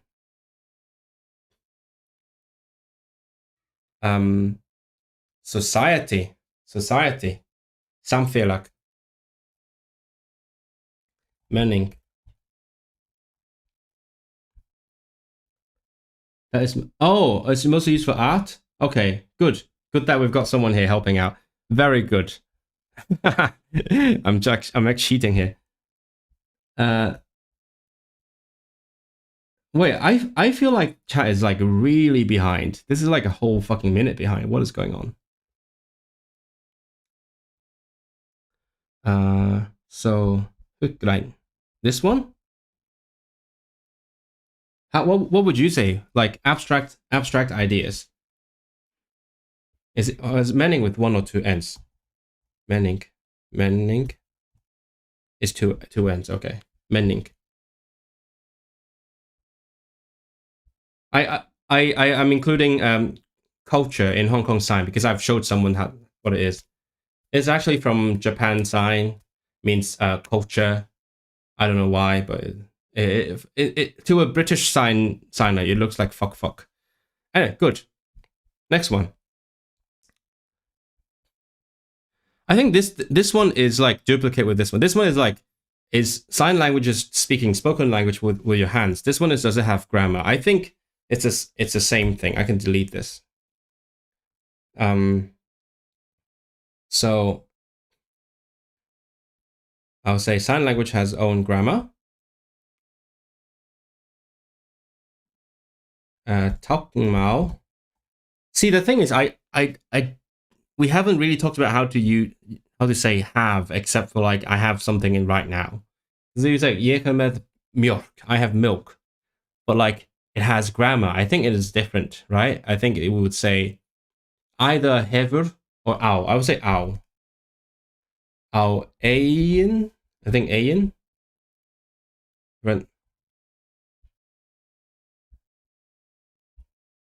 Eigin, yeah, eigin málfræði. Ein málfræði.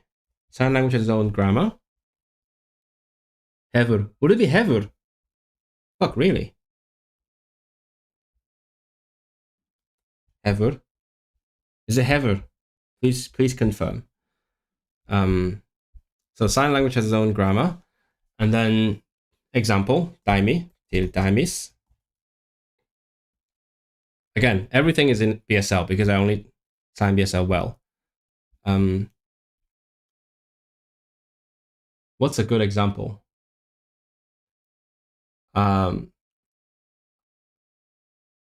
He gives her something.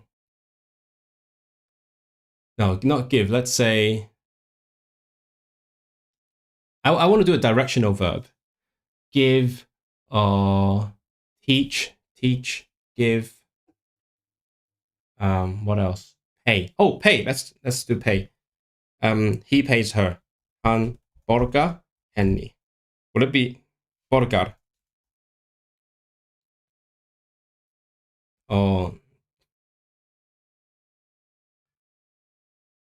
I eat the apple.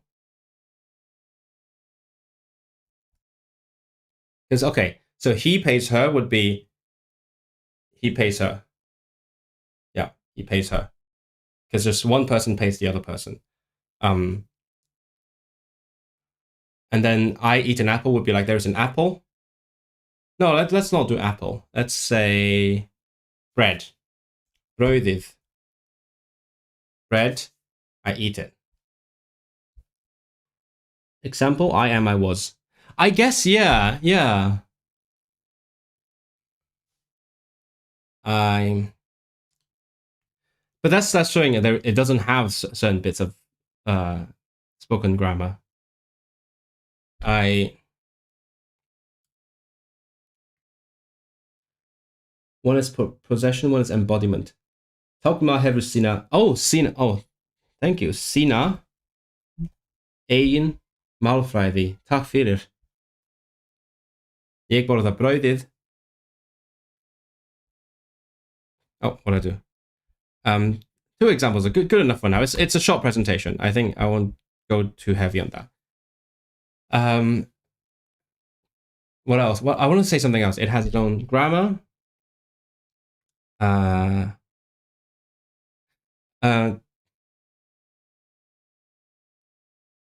Okay. It doesn't need a lot of the words that spoken language does. So I guess need would be þarf. Ekki.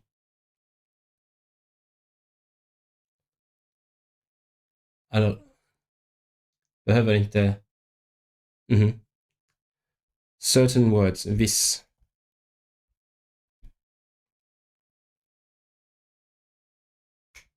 Sumir. Yeah, sumir. So þarf. What's a case after þarf? Þurfa. Þolfat eða eignarfat. Okay. Þarf ekki sum sumir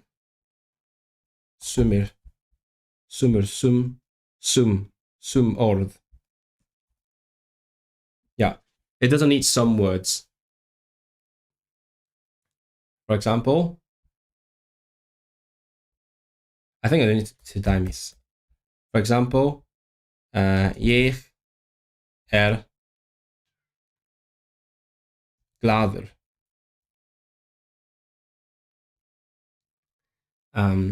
So we don't need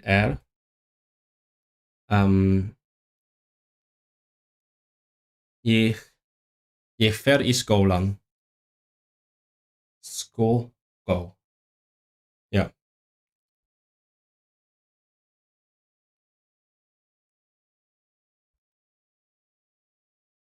Not skólan.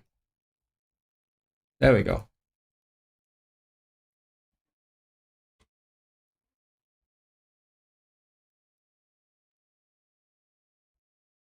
Okay, that's good. Has own grammar, own word order.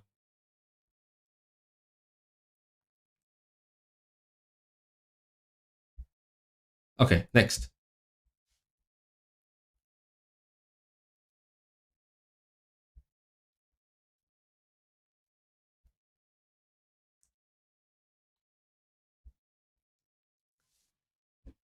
Is sign language used by all deaf people? I just assumed that use deaf as well. Could be wrong, could vary by culture. I mean, in Iceland there's like 300 uses of Icelandic sign. So it's there is not a big amount of culture like to talk about, sadly. Notað af öllum daufum. Nei.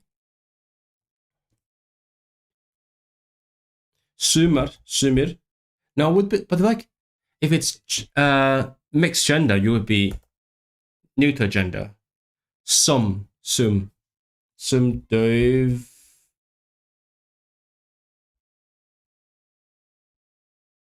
Sum dauf, just sum dauf. Some deaf people. What about some? Okay, what about some deaf folk? Let's do sumt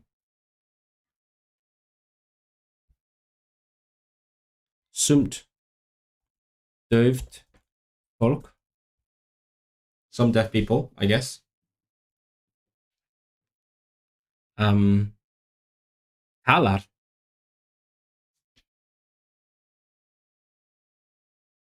Och. Lip reading.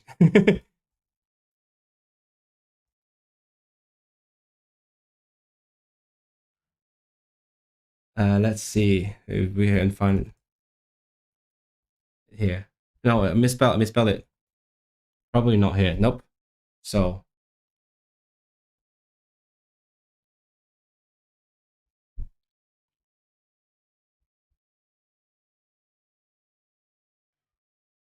no, am I wrong? It's not läppar.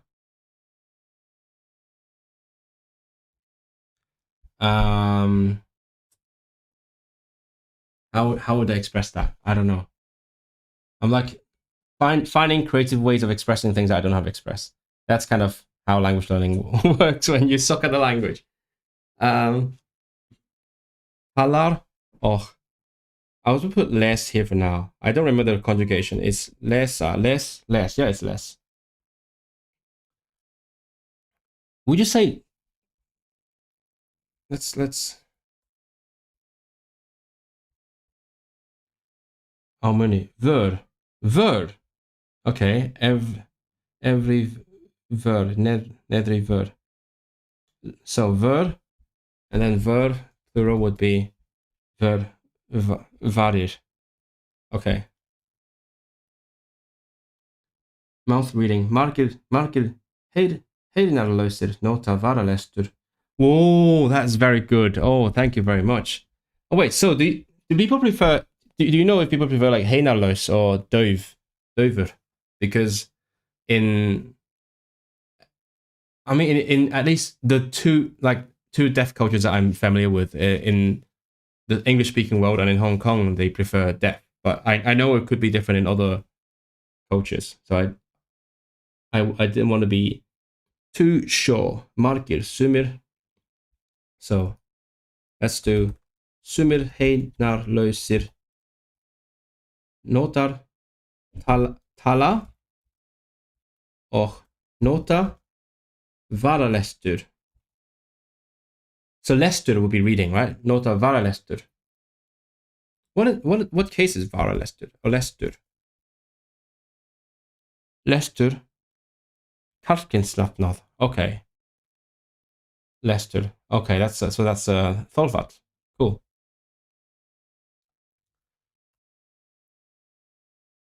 Sumir. Bara tala. Oh, tala bara. I never know how this works. They only. No, I don't mean tala. I mean sign. They only sign. That's what I meant. Now I don't know if there's a verb for sign. I don't even know if that's a word for. There's a word for in Swedish, but we'll find out.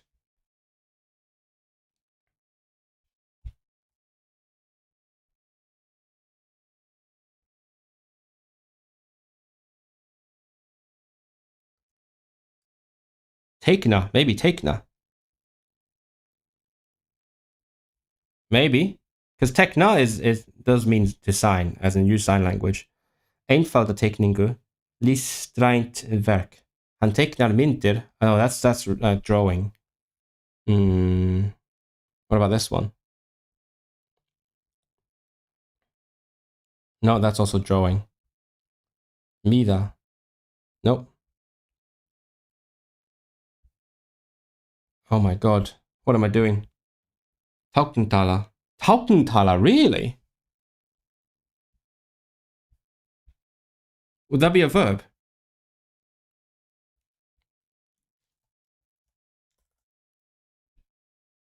No, that's not in the dictionary, but maybe. What's benda?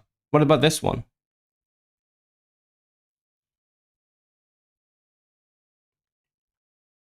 Could be this one. This one is like using gesture, right? This one's actually using gesture.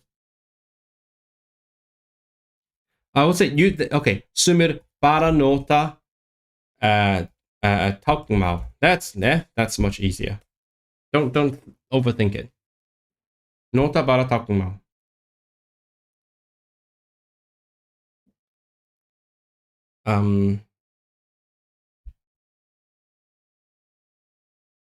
Oh, I've learned the word for the device from like a tech store. It's something tiny. Raftaiki. Raftaiki, right? Is no, that's a charger. That's not a device.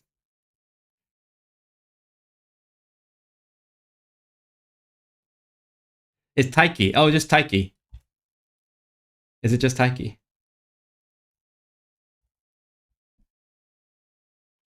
This is fun in a very masochistic way, and I'm glad some of you are here to endure this with me because it has to be done. It's the hard part of language learning. Why is that? Why is it not coming up? It's Taiki. Taiki. There we go. Yeah, Taiki. Hate Taiki. I'm guessing like hate Taiki. Hate now Taiki. There we go. And how do I conjugate it? Hate now Taiki. Hey now Taiki. Yep, Taiki. Markir. Again, that's I have the same question because the way I'm taught is if it's like male or female, male and female, you use the neuter plural because it's like both genders. It's neither gender. But then I don't know. It feels more European to use the male plural. Which one is it? Like, what's the current? I know it's probably something that is like being argued over. I imagine, because like gender stuff is very contentious in many languages. But yeah, would you use margir? Would you use mörk? Sumir or sum? Margir nota. Både och. How is it både och? Både.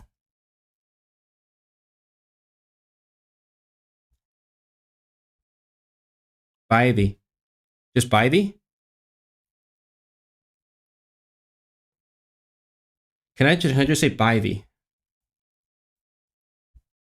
Margir nota bæði. Can you say hi to me just for fun? Hi to me just for fun. If that helps. Okay. Alþjóðlegt. Is sign language international? Yes and no. Ja och nej. Nay. So first of all, sign language is not international because there are over 300 sign languages.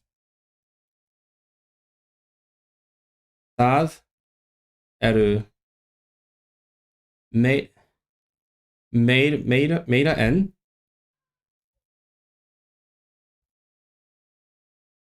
meira en 300 táknmál. Is it í heiminum or á heiminum? In the world. Is it í heiminum?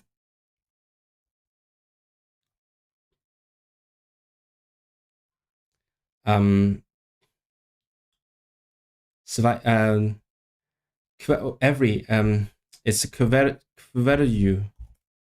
Varje. I can't spell in Swedish apparently. Why? Ja. Kver.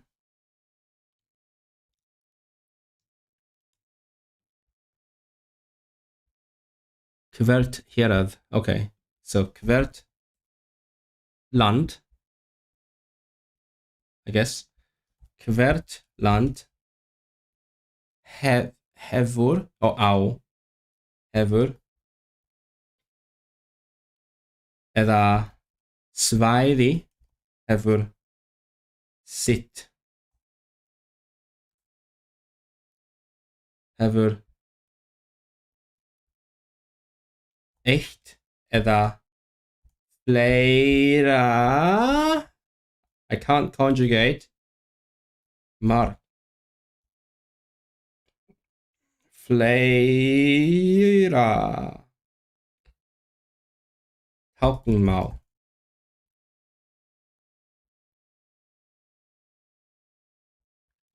Í heiminum. Takk fyrir, í heiminum. I do know some words. So there are more than 300 sign languages in the world. Every country or area or region has one or more sign languages.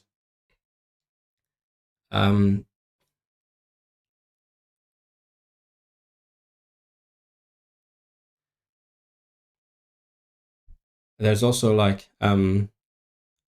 táknmál, hafa, is it C? No. I want to say fjölskyldu. Sinar. Eignar. No, it's eigin. Fuck. Eigin. Eigin fjölskyldur. Did I miss? The language family, French. Franskt. Táknmál. Brest. Táknmál. Is it not Brest? What? Bresk? Is it this one Breskur? Is that correct? Yeah, that's right. Breskur. Breskt. Oh, yeah, that's right. Bresk táknmál.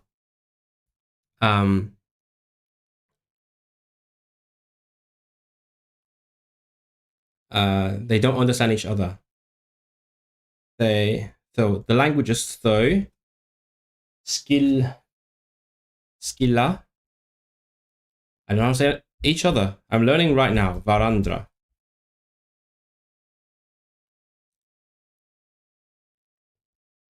Hver annan. Þeir hvert öðru. Oh no. Oh, okay. Hvert annað. Ekki hvert annað. En heyrnarlausir eru mjög. How do you say someone's good at something? The great debate. Is it a debate or is it just the vibe? I was told like different areas of Iceland have these different prepositions. Bra. Let's see if I can find. I'm good at something.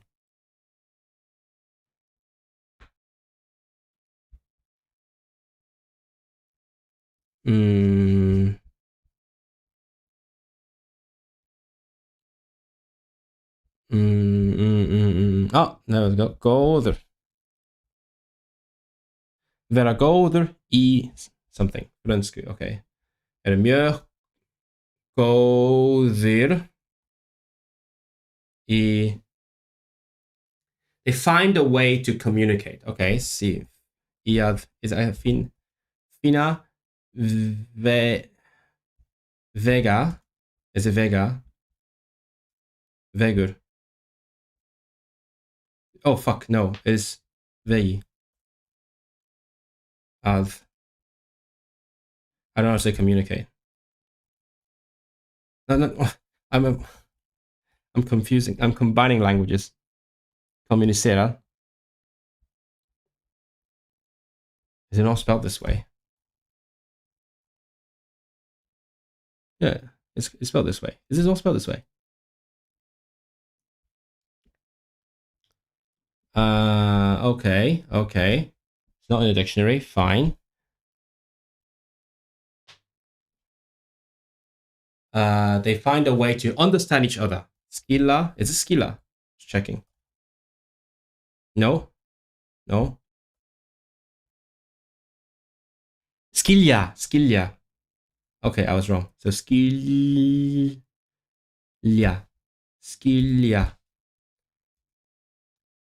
And now I need to conjugate, need to decline hvert annað. Or hvert,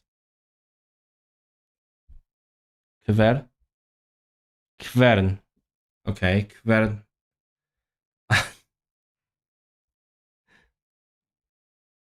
Hvern annan. Hvern annan. Hvert einasta land. Hvert einasta land eða svæði hefur eitt eða fleiri tákn. Why is it fleiri? I don't. But it says it's fleira. This is a Korakin. Oh no, fuck no, that's a singular. It's plural. Plural is fleiri. I'm stupid. Ég er vitlaus. Vitlaus. What does this einasta mean? Hvert einasta land. Let me look up einasta. Einastur, I guess. No, einasta. Einasti, okay. Einasti. Ekki and einasti. So every single one. Endasta. Ekki einasti kuldapenni í lagi. Ég hef ekki séð eina einustu önd á tjörninni. Hver einasti, varenda. Oh, okay. Hver einasta land eða svæði hefur eitt eða fleiri táknmál.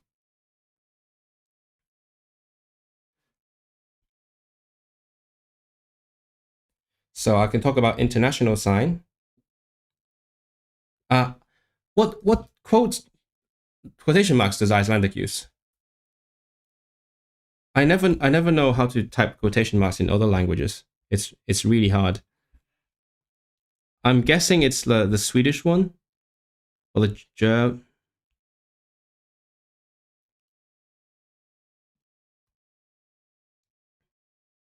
I'm gonna use a Swedish one. Hvern annan. Alþjóðlegt táknmál ekki verkligt, not really, virkilegt táknmál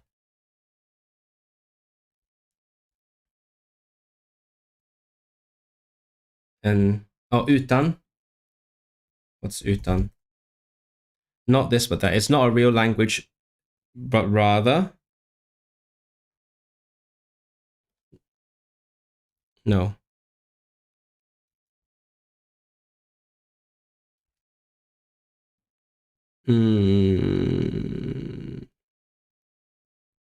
Oh, heldur. Yeah, heldur. Hann ekki trésmíður, heldur hann rafvirki. Hún fer ekki í dag, heldur á morgun. Yeah, heldur. Vegur af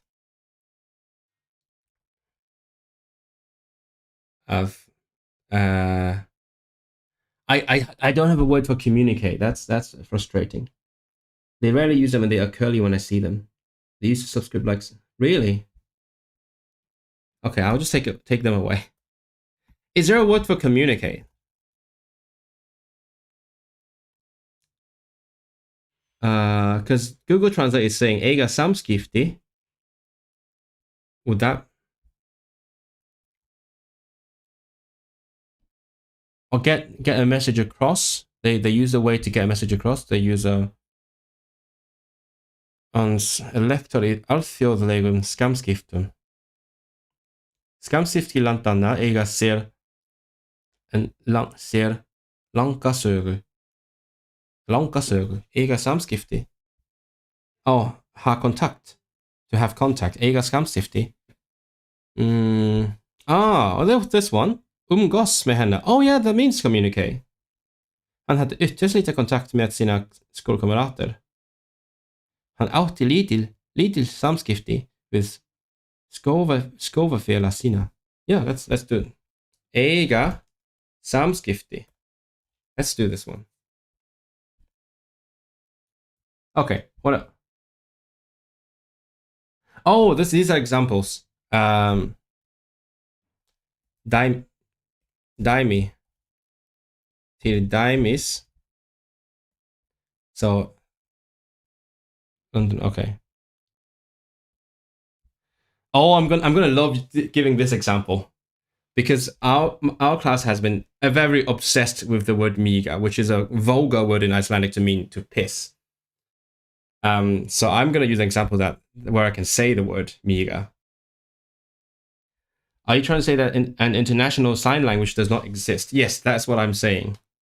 Is there a better way to say it? Because there is something called international sign, but it is not a language. Mál hefur ekki málfræði.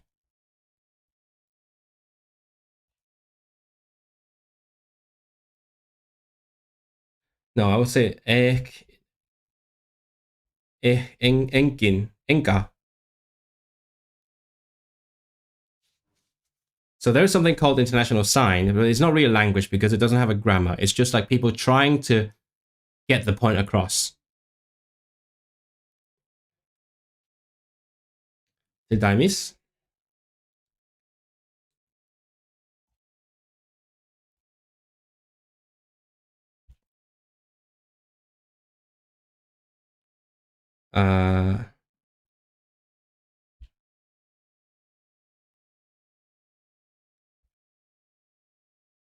Wales.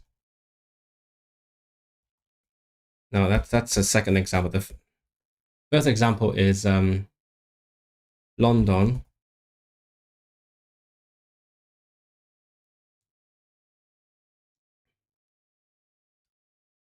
Okay, so London. So this one actually, this one, á breskum táknmáli þýðir London, á Hong Kong táknmáli þýðir No,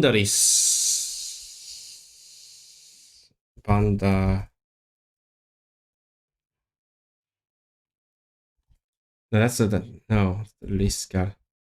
Now, what's the word for Bandariken.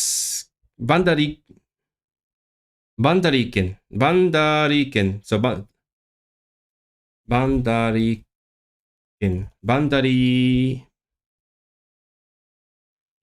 Bandariken. Okay, Bandariken. So þýðir Bandariken á bandarískum táknmáli þýðir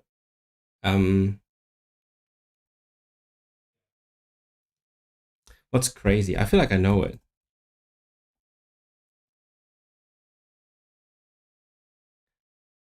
Vitlaus. Let's say vitlaus, stupid. Yeah, okay. London, Bandariken, vitlaus. This one, þetta, is it þetta? Þetta tákn á breskum táknmáli þýðir Wales, en á Hong Kongs táknmáli þýðir að míga. Yeah, I know. I just didn't remember the exact ending. That's the thing with learning Icelandic. Like most of the time, I remember the half of the word, and then I don't remember how it ends. So I keep having to look up how it ends. Is it not virkelicht? It's not a real language. Is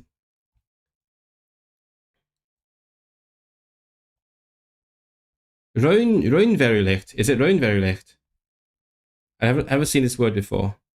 Also, let's say virkilega, because I want to make sure everyone understands what I'm saying.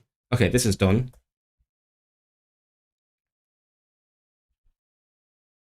Me too. Yeah, I know. Bara í höndunum. Nei. So, is sign language only in the hands? It is not.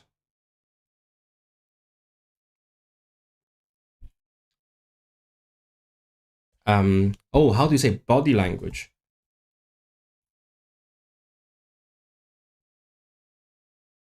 Líkamstjáning. That's líkamstjáning. Kroppsspråk.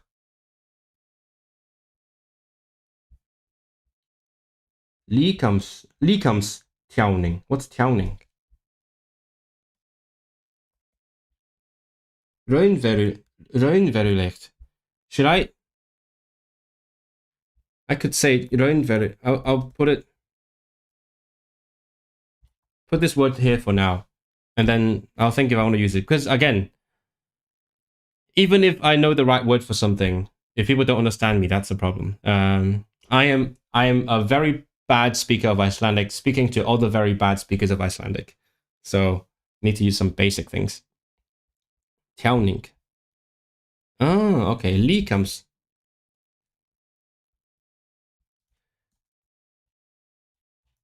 Because when I say the crop språk.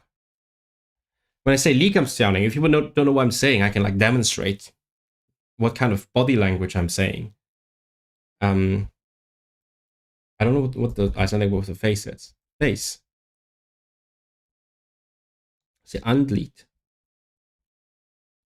It's kind of like when I did the short story reading, and then whenever I read a complicated word, I would just like use gestures to show what it means. Ansikte, is that the word? Andlit? Andlitið á honum. Bjarga andlitinu. Missa andlitið. Oh, lose face. Sýna sitt rétta andlit. Taka sig saman í andlitinu. Is that the right word for the face? Maður þarf líka að nota andlitið.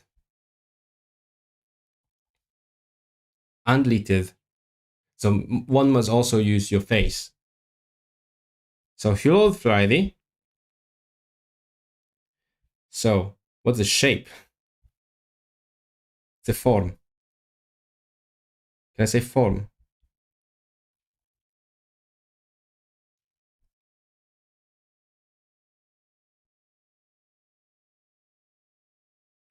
Come on.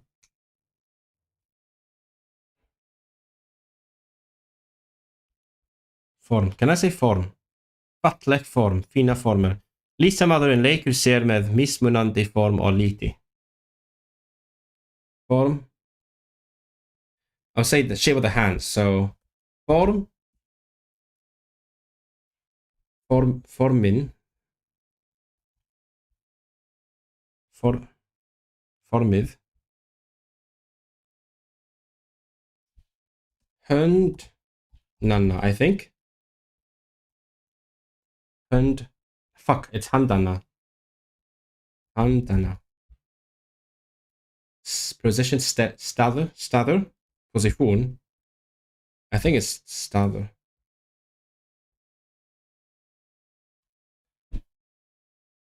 Staða. Stelling.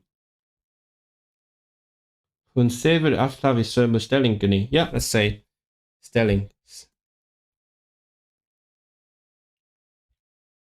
I don't know how to say this one. Stefnumörkun. That's too complex. I might skip this one.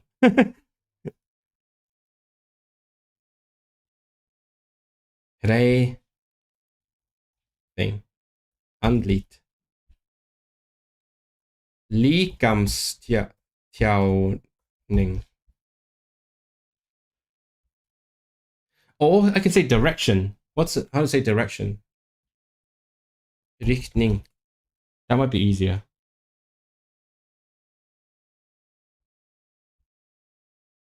Oh. Miðun. Rétting. Again, I need examples. I don't know what these things are referring to. Stefna. Sikta på. Setja stefna á. Taka stefna. Åsiktsriktning. Oh wow. Lögfræði. Birta stefnu. I'll think about this. Stefna. I think that's it. I mean, it's a short presentation.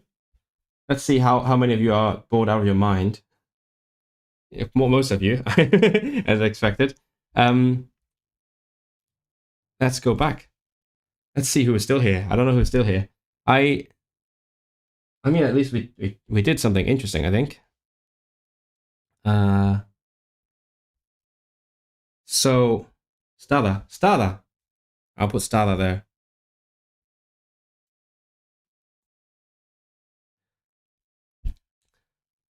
So yeah, before we end this, I'm gonna tell you what's gonna happen next. Oh, it's been 2.5 hours. What the hell? That's usual. I think I'm working hard on things. So what happens now is, we have. I think tomorrow is Monday. Tomorrow is Mánudagur. We are going to be writing an essay. I forgot the word for essay. I need to look it up. Ritgerð, yeah, Ritgerð. We're doing a Ritgerð, an essay tomorrow. I don't know what we're writing about. I don't know if we're even capable of writing anything of substance. On Tuesday, we're doing these presentations, the Kynningar, which I have mostly now prepared. I just need to practice saying the things. I guess some of you might be interested in seeing how I have.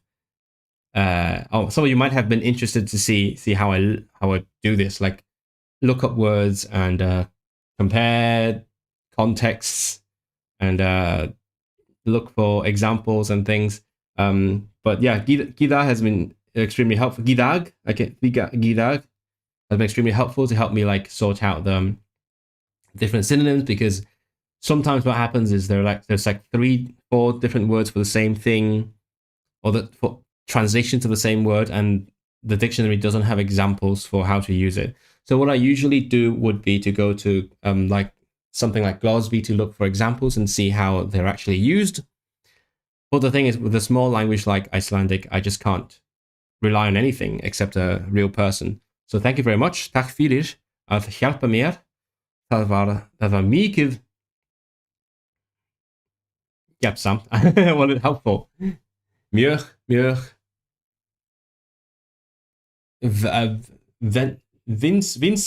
vinsamlegt, friendly. What's helpful? Hjálpsamt also.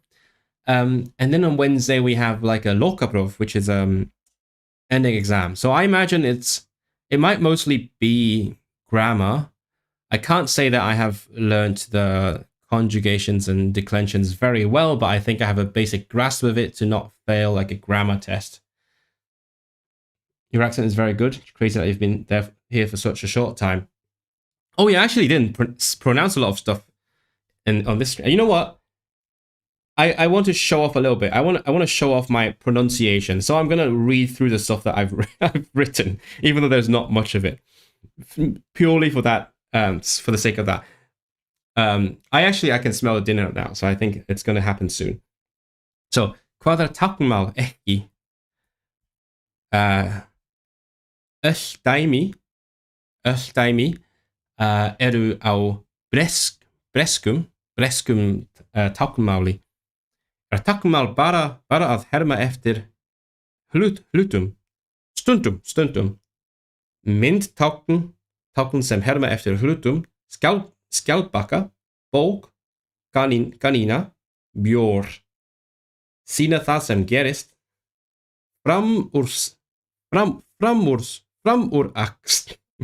framúrakstur. Tvær manneskjur hittast, bíllinn fer niður, sýna hvernig manni líður. Ég í sjokki.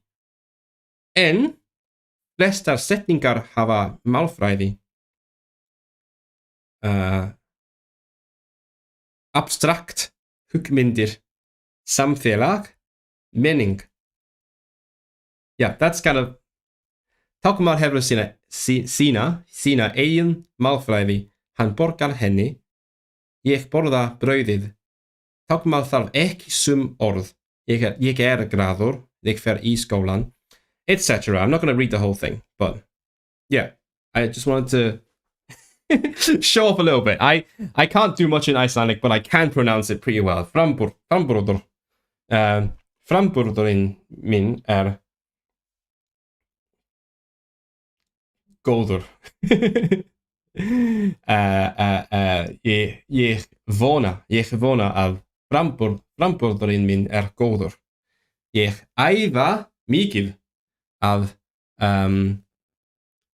ég æfa mig að tala með vinnunum mínum kanski.